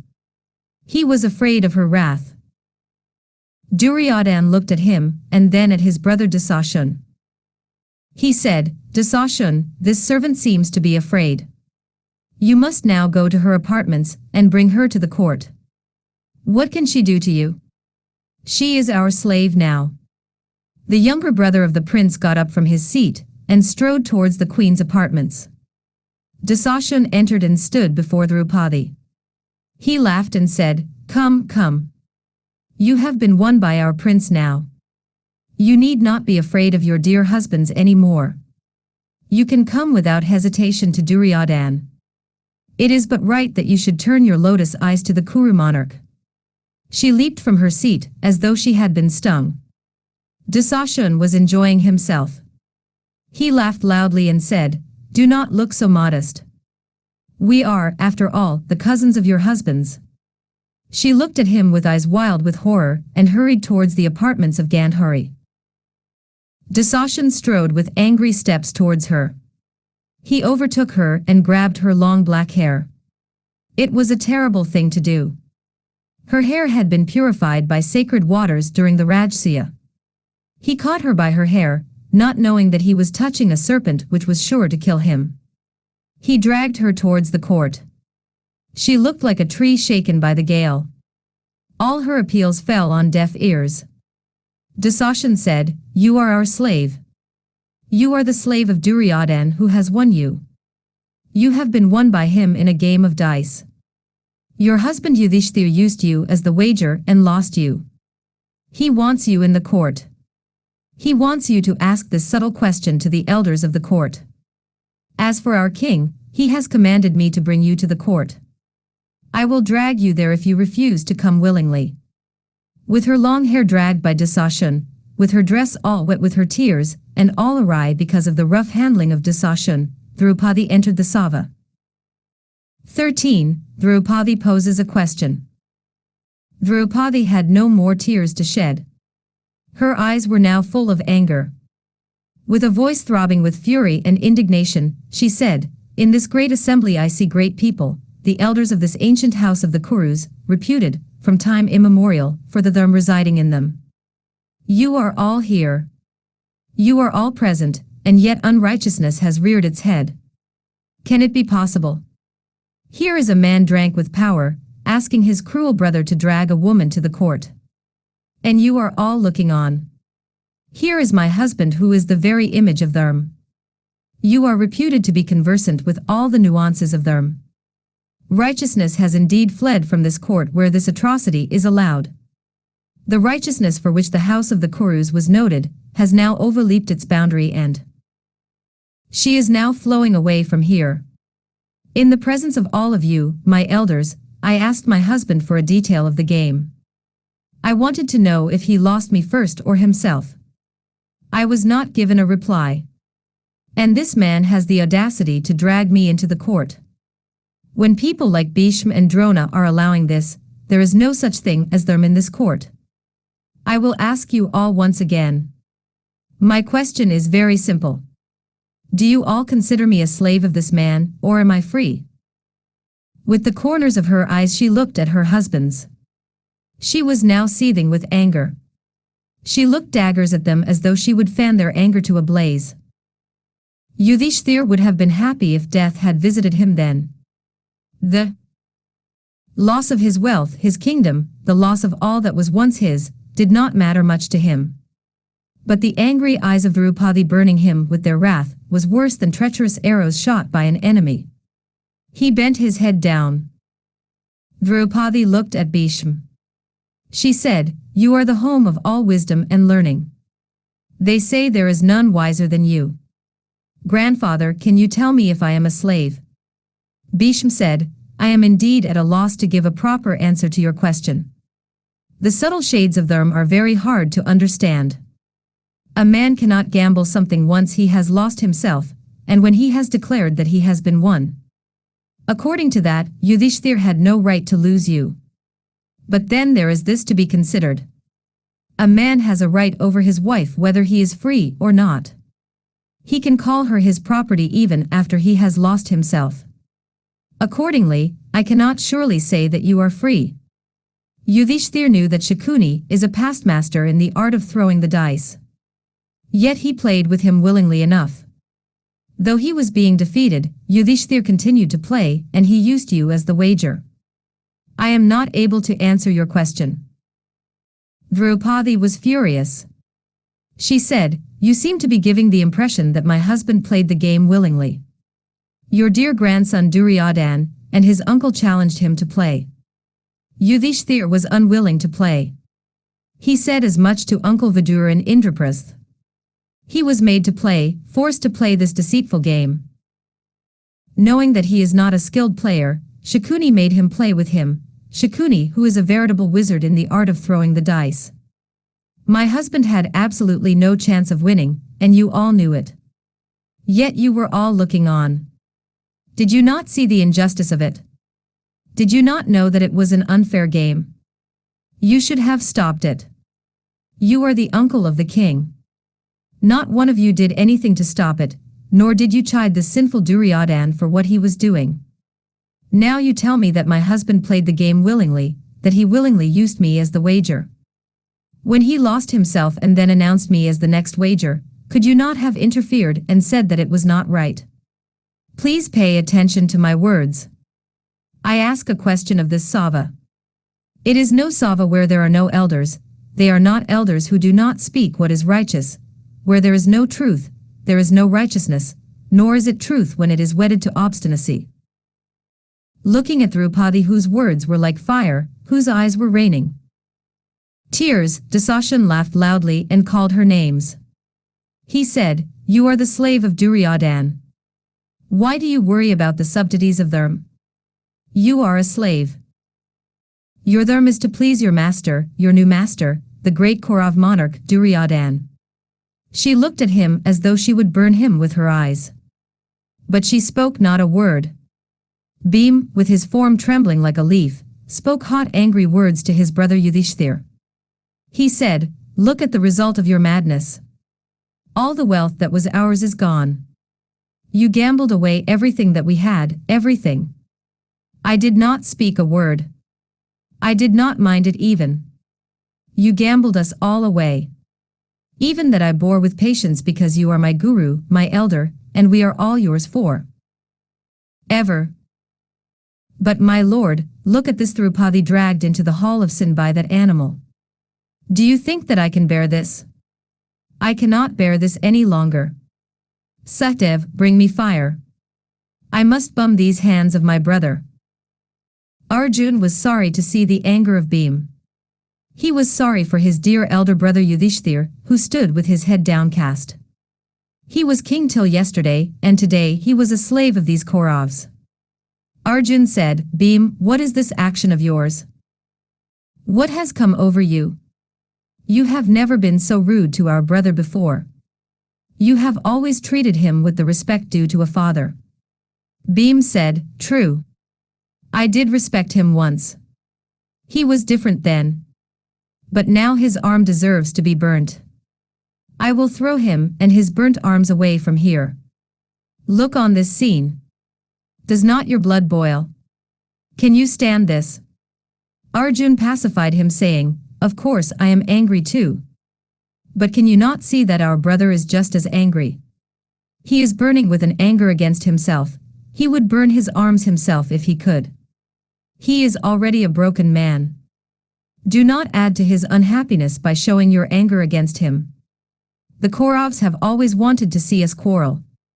Till now we have been always united as the 5 lives in the body. If you rebel against our dear brother, their wish will be fulfilled. They are happy enough now. Let us not add to it by quarreling with our brother. Bhim's anger could not be appeased. But Arjun made him control it. It was dreadful to see Bhim trying not to throw his mace at the head of Duryodhan and Dussasana. He was heaving with suppressed fury. But he had to be quiet. 14. Insult heaped on insult. Looking at the plight of the Pandavs and Draupadi, the heart of one of the sons of Dhritarashtra was touched. It was Vikarna. He got up and addressed Draupadi, "You are right. There is no righteousness in this hall. We all deserve to be sent to hell for this gross crime. All these righteous men here, Bhishma, Drona, Dhritarashtra, and the other elders did not question the act of Yudhishthir when he offered you as the wager. Even now, why are you all silent? Is there not one among you who has the courage to defy Duryodhan and speak the truth?" No one spoke. Only silence greeted his brave words. He wrung his hands together and said, "Well then, I will say what I feel. Draupadi has not been lost. The Kuru prince has no right to call her his slave since Yudhishthir had no right to use her as his wager. The wise say that there are 4 dangers which beset the path of kings. The first is hunting, the second is addiction to drink, the third is love of gambling, and the fourth is too much love for the company of women. These 4 threaten to make a man lose his rational thinking. It was even so with Yudhishthir. When the gambling fever was on him, he was not responsible for his actions. He did foolish things. When he was challenged, he thought of Draupadi as his next wager. Even that was suggested by Shakuni, and Yudhishthir just agreed to it. But he had no right to use her as the wager since she is the wife of all the brothers and not just his wife. Our grandfather's arguments do not hold good in this case. Without the consent of his brothers, Yudhishthir played with Draupadi as the wager. She is therefore not a slave. She has not been lost to the Kaurav monarch. She is free. Vikarna's words created a sensation. People were surprised by his clear and precise thinking. All of them were convinced now that Draupadi was not a slave. Radheya was furious with Vikarna. He stood up and said, "Vikarna, you are assuming too much wisdom. All the wise ones here, beginning from Bhishma and Drona and Dhritarashtra, are convinced that Draupadi is a slave. You, in your boyish enthusiasm and your mistaken sense of chivalry, think that they are all wrong, and that you are wiser than all of them. If she is not a slave, and if the husbands thinly that she is not a slave, do you think that they would have allowed her to be brought to the court? When she sent word through the servant, it was Yudhishthir himself who asked her to come to the court. You say that it is not right to call her a slave. But there is no need to consider them in the case of the Pandavs. They are not righteous.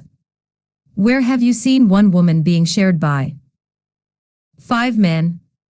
When such unrighteousness has been practiced by these people, I do not think we are wrong in summoning Draupadi to the court of the king. Draupadi is not the modest woman who has never seen the world beyond her apartments. She is a common woman. It will not be embarrassing to her to appear in front of so many men in a court of this kind. You need not be concerned about it. She is a shameless woman. You need not fear that her modesty is outraged by her appearance here. She is a slave just like her lords. Why, they have no right to wear the clothes they are wearing. Dussasana, remove the garments of these 5 men, and also that of Draupadi, and surrender them to their lawful owner, the prince." Hearing these cruel words of Radheya, the Pandavs removed their upper clothes and laid them all in a heap. They returned to their places. Dussasana took hold of the upper cloth of the outraged queen, and began to remove it forcibly. Draupadi was frantic with dismay. She looked at her husbands one by one. She knew that it was useless to appeal to them. They would do nothing to save her from dishonor. She looked this way and that, hoping for support from someone. No one moved. She said, "I have heard that when a great danger threatens us, nothing can help us, nothing except complete surrender to the Lord. He will help me." She forgot everything. She gave up all attempts to protect herself from the danger. With her palms folded together like a lotus bud, she stood with her eyes closed. They rained tears and her lips rained the praises of the Lord. "Krishn, Vasudev, they say that you are the last refuge of the helpless. You are everything to me. You must not be blind to the danger which threatens me. They say you are everywhere, that you are present where your Bhakta sings your praises. You must be here. I surrender myself to you. It is up to you to save me." It looked as though she was in a trance. She was immune to the words of her enemies. She was not resisting the outrage that Jarahsundh was attempting. She stood with her palms folded, and with her eyes closed. Jarahsundh began to pull her clothes. They came off easily. She was not trying to defend herself. The horrified audience looked on. Then a miracle was seen. Jarahsundh was pulling at her clothes, and they were getting longer. He used both his hands and pulled. Still the cloth kept on feeding his hands. He could not pull it off completely. The cloth grew like the infinite kindness of God, like the tears of a repentant man, like the gifts of a generous man. It was growing. By the side of Jarahsundh, whose anger was mounting, could be seen a heap of cloth which was growing in size every moment. All the colors of the rainbow gleamed from that heap of cloth. Jarahsundh was tired. He could no longer continue the disrobing of this woman. She seemed a witch. Or else, how could this happen? At last, exhausted, he gave up the attempt and sat down, with chagrin writ on his face. The voice of Bhim broke the spell which had descended on the audience. He wrung his hands, his strong hands, together and said, "Listen to me, all Yakshatriyas. If I do not kill this sinner Jarahsundh and drink his blood, let me never see the heavens where my forefathers are. Let me go to the hell that is meant for the worst sinners. I will tear his heart out and drink his blood. I swear it." Jarahsundh laughed at him. They all laughed at him. Radheya said, "Why are you silent, Jarahsundh? Take her to the servants' quarters. Let her get acquainted with her new duties." Poor Draupadi was wailing, "I am not a slave." She appealed to each and every one of the elders. But there was no one to help her. All of them were silent. Everyone was afraid of Duryodhan. All but Vidur. Again and again he said that the words of Vikarna were right, and that she was by no means the slave of Duryodhan. But no one paid any attention to his words. Duryodhan smiled at Draupadi and said, "Stop repeating your question. Stop repeating that you are not a slave. We have heard it often enough.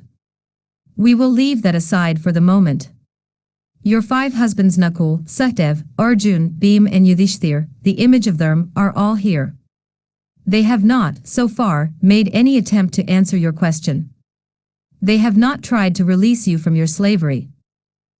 They stood silent even when your honor was at stake. I am waiting for Yudhishthir to speak. Let him say whether you belong to him or to me. We will decide your future after that." He waited with a taunting smile on his lips. The bowed head of Yudhishthir was still bowed.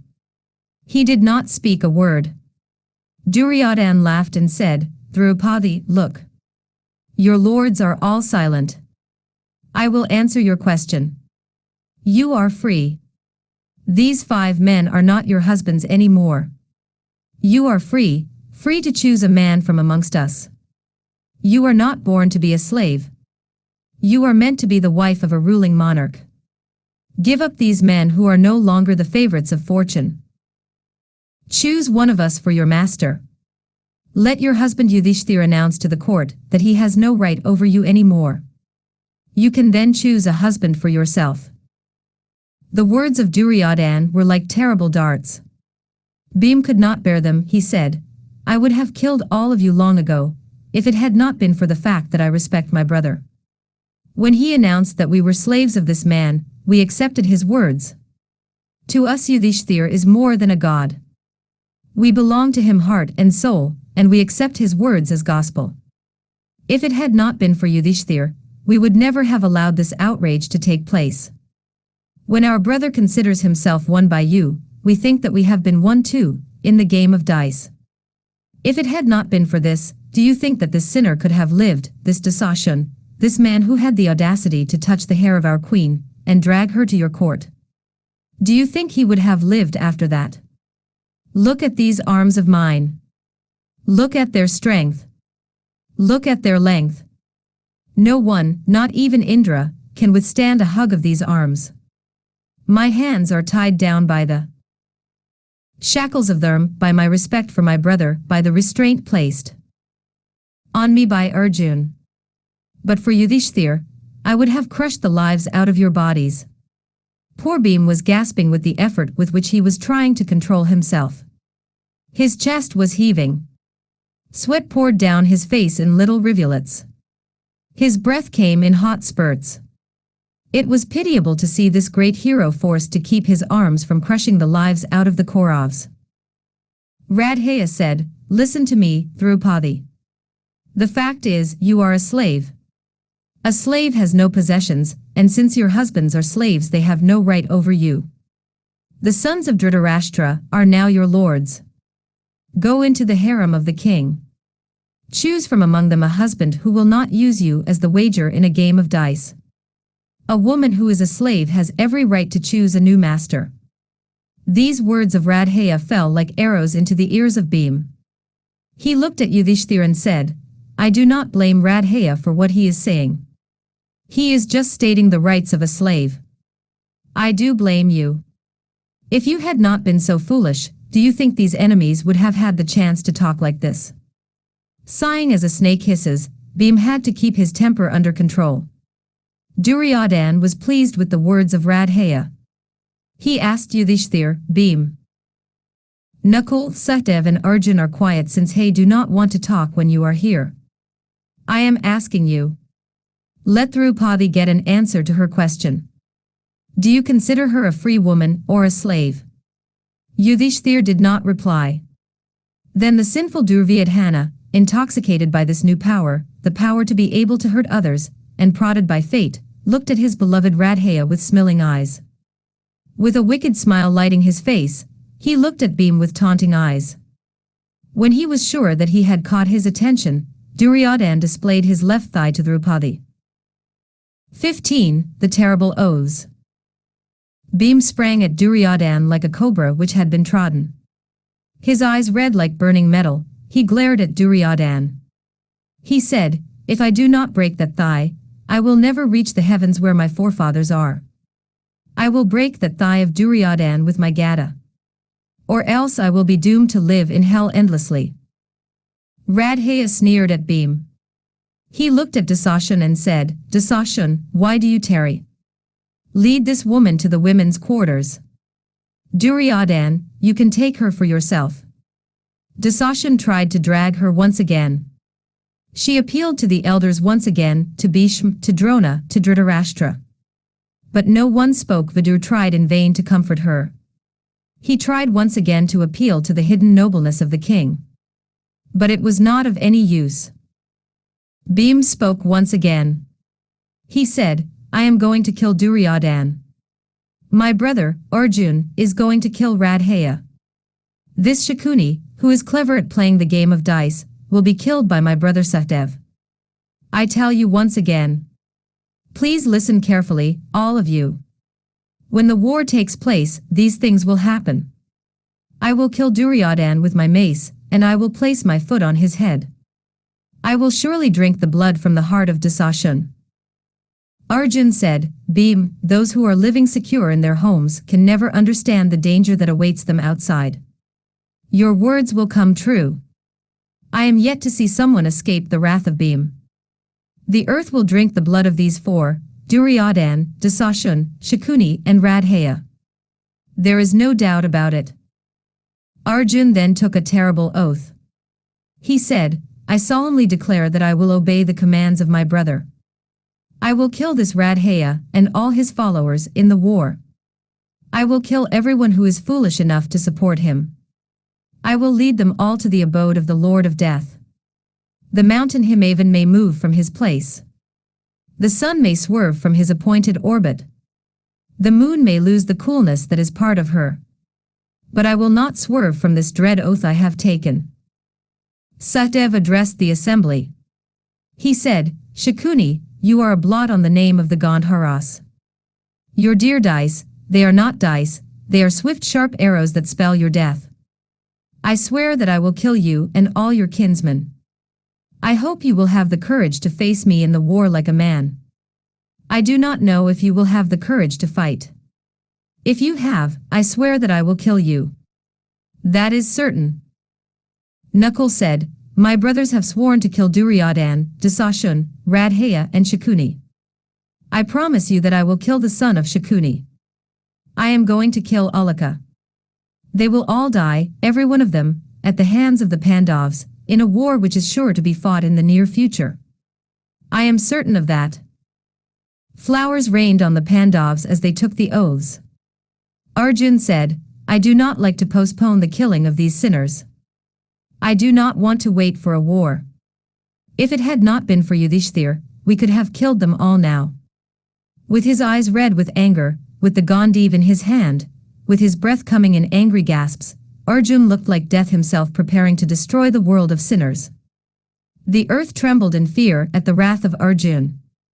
It was even more terrible than that of Bhim. Yudhishthir took the hand of Arjun with love and gratitude.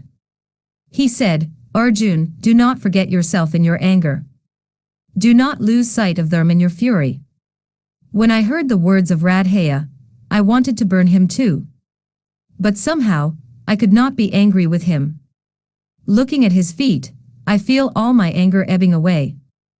Radheya's feet remind me of the blessed feet of our mother. Arjun controlled himself. There was silence in the great hall. Too late in the day, Dhritarashtra realized the seriousness of the situation. Hearing the oaths of the Pandavs, his heart trembled in fear. He said, O my son, in your foolishness you have insulted the pure-souled Draupadi. Your death is now certain. He addressed Draupadi in pacifying tones. I will grant you any boon you want. Please forgive the behavior of my son who did not know what he was doing. Draupadi said, Please grant me this boon. Please release my husband Yudhishthir from this bondage. Please announce that he is not the slave of the sinner. Dhritarashtra did so. He asked her to ask another boon. This time Draupadi released Bhim, Arjun, Nakul and Sahdev from their bondage. Ask another boon of me, my daughter, Dhritarashtra said, hoping to pacify her with these boons. Draupadi said, I do not want to overstep the rules of Dharm. I will not be avaricious. I must not accept more than 2 boons. My husbands are now free. I am more than satisfied. Once again, it was Radheya's turn to sneer at the Pandavs. He said, Fortunately for the Pandavs, Draupadi has become a raft to save them from being drowned. They are indeed fortunate to be saved by a woman. Bhim would have done something to him for these words, but again he was stopped by Yudhishthir. Duryodhan and Radheya, followed by most of the sons of the king, left the hall in a huff. It was clear that they did not like this release of the Pandavs from bondage. Yudhishthir addressed his uncle, You have always commanded us, and we have always obeyed you. If you will tell us what we are to do now, we will do so. Dhritarashtra, in an impulsive frame of mind, said, I am pleased with you and your humility. You are wise and good. You are noble. You must not remember these things which happened today. The good will look only at the good in others and overlook their faults. Please try to forget the sins committed by Duryodhan. I want you to Take back all that you lost in the game today. Please go back to your Pandavprasth. Go back to the land you have been ruling. I want you to forget today, as you would a bad dream. Please think kindly of my son and go in peace to your home." Yudhishthir listened with bent head. He took leave of all the elders and, ascending his chariot with his brothers and Draupadi, went in the direction of Indraprasth. 16. The game to be played again. Jarahsundh saw the Pandavs going away. He rushed up to where Duryodhan was seated with Shakuni and Radheya. He said, "Father has returned everything to the Pandavs. They are even now going towards Indraprasth." Duryodhan was naturally furious. He went to his father and said, "What madness is this, father? After all that has happened, how could you do this?"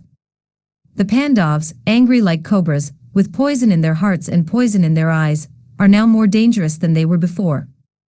Even before all this, it was because they are more powerful than we are, that we had to think up methods of taking their kingdom. We had succeeded. In that assurance we thought fit to insult them, as they had never been insulted before. Now, having kindled their wrath to the utmost, you have given them a chance to wreak their vengeance on us. You must have been mad to do this, father. Even now Arjun and Bhim with the twins will be caressing their weapons and thinking up ways and means of fulfilling their oaths. Do you think they will be quiet after they reach Indraprasth? Do you think Draupadi will stay quiet once he hears about the insult and outrage towards his dear daughter? Do you think the fire-born Drishtadhum will stay back when he hears about this? This madness of yours has got to be rectified." Duryodhan pondered for a moment. Then he said, "I will tell you what you should do now. Father, send for them again. Tell them this, let there be just one more game played. The one who wins will rule the entire kingdom. The one who loses must live in the forest for 12 years. He and his brothers must spend the 13th year in disguise. If during the 13th year, the year of disguise, their identity is revealed, they must spend 12 years more in the forest. Call them back, father. If you call them they cannot refuse. Yudhishthir will not refuse. When uncle is here it is not difficult to guess how the game is going to end. Their exile to the forest is certain. By the time the 13 years pass, I would have strengthened my position. They will have no chance of winning back their kingdom." No one in the court approved of this dastardly plot. The king, as usual, was just a toy in the hands of his son. His mind was once again obsessed by the thought that the wealth of the Pandavs would become his.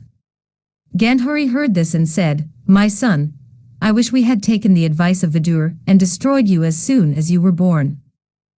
You are the root cause of this terrible injustice. Even now it is not too late. Listen to me. If you repent and desist from further sin, the Pandavs may even forget their oaths and spare you your life. Do not coax your father. He is so easily led." Dhritarashtra said, "I cannot refuse my son anything." He sent a messenger to the Pandavs asking them to return to Hastinapur. The messenger reached them. He told Yudhishthir, "The king, your uncle, wants you to come back to Hastinapur. He wants you to play just another game of dice to decide everything." Yudhishthir was a fatalist. He said, "The Creator has ordained the actions of every man. Whether he meets with good fortune or bad, is all in the hands of fate. We are helpless. We cannot decide what we are to do. It has already been decided. I know only one thing now. I will have to play that hated game once again. Knowing well that it is going to rob me of all that I have, I must go and play again." The Pandavs returned to Hastinapur. 17. The banishment of the Pandavs. It was the same hall. The same dice.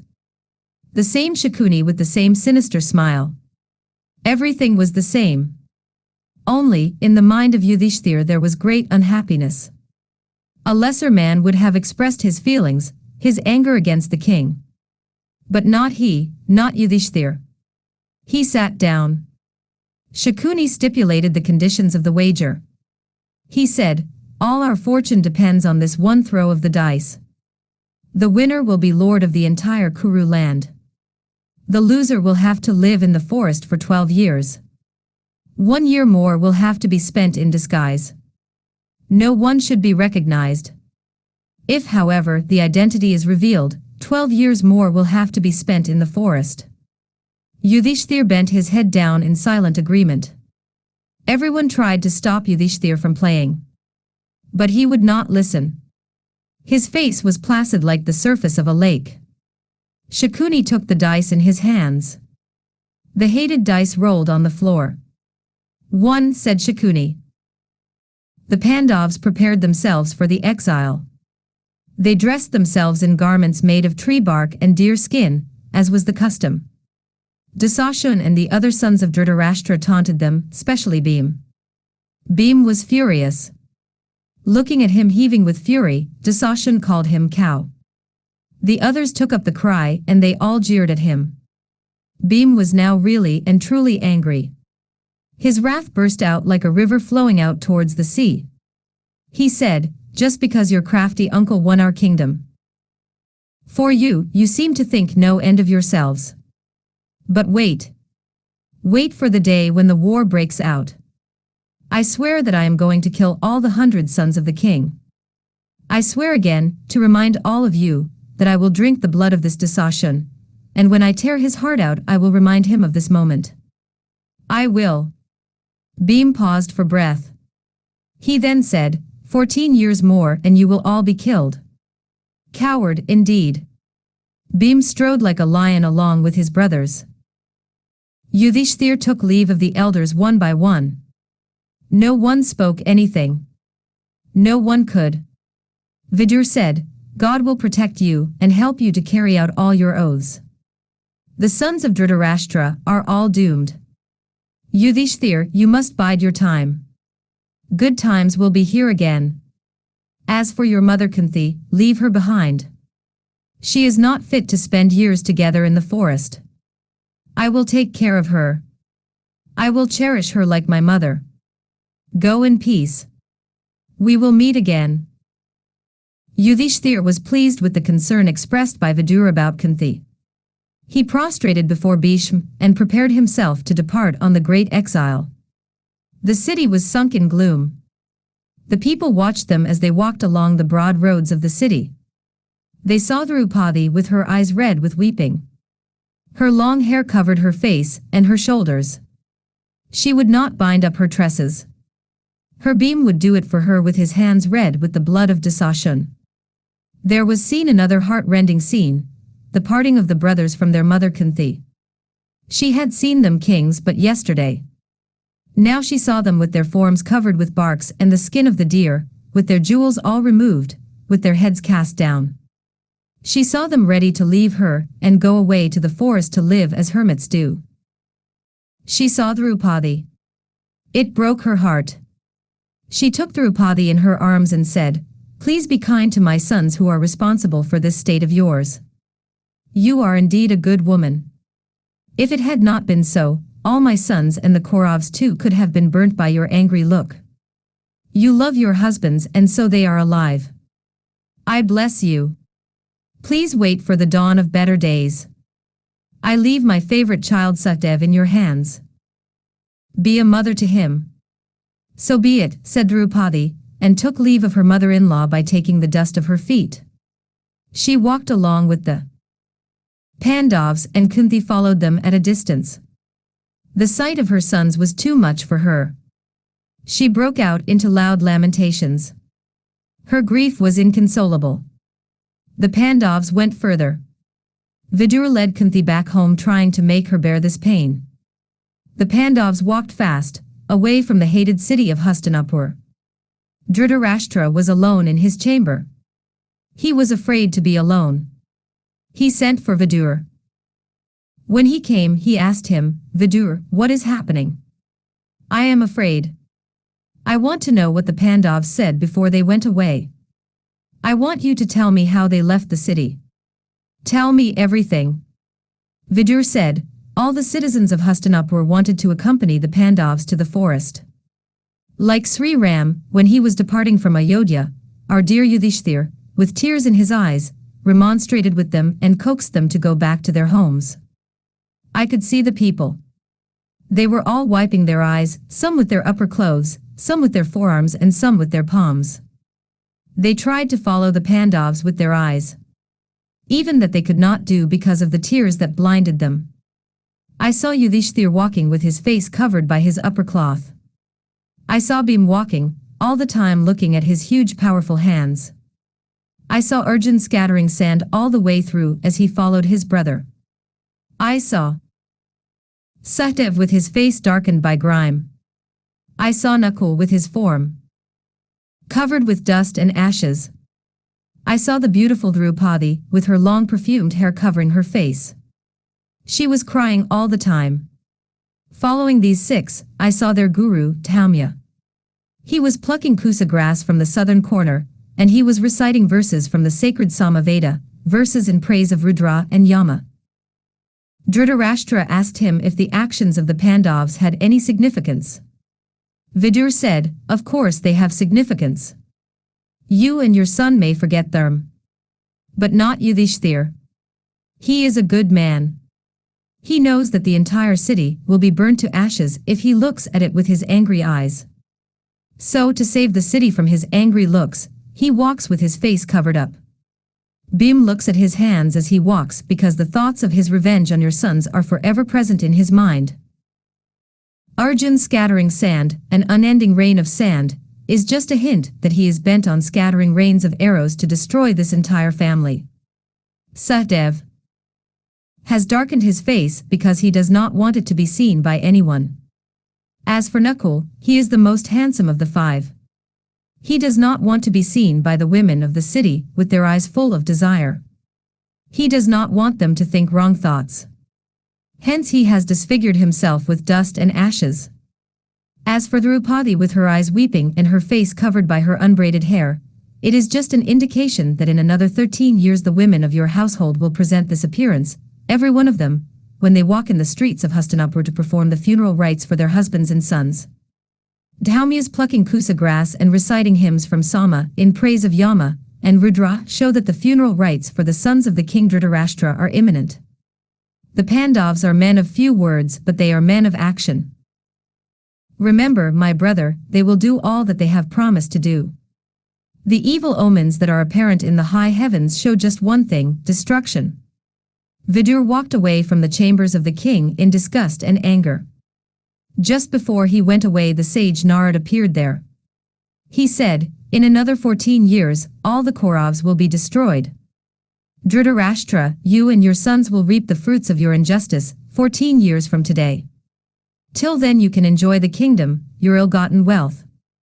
But please do not forget, even for a moment, that your peace of mind is just a make-believe. Your sons will all be destroyed."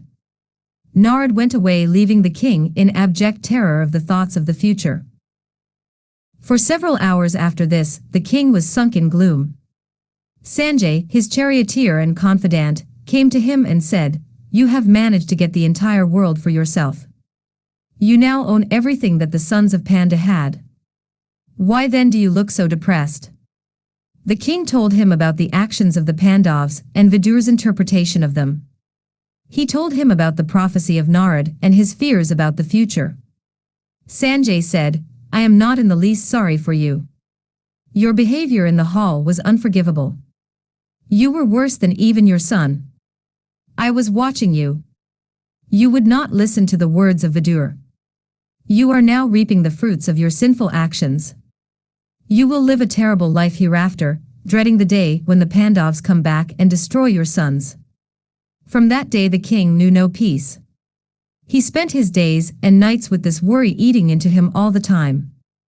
When he turned his back on them on that memorable day, peace left the heart of Dhritarashtra. End of Sabha Parva.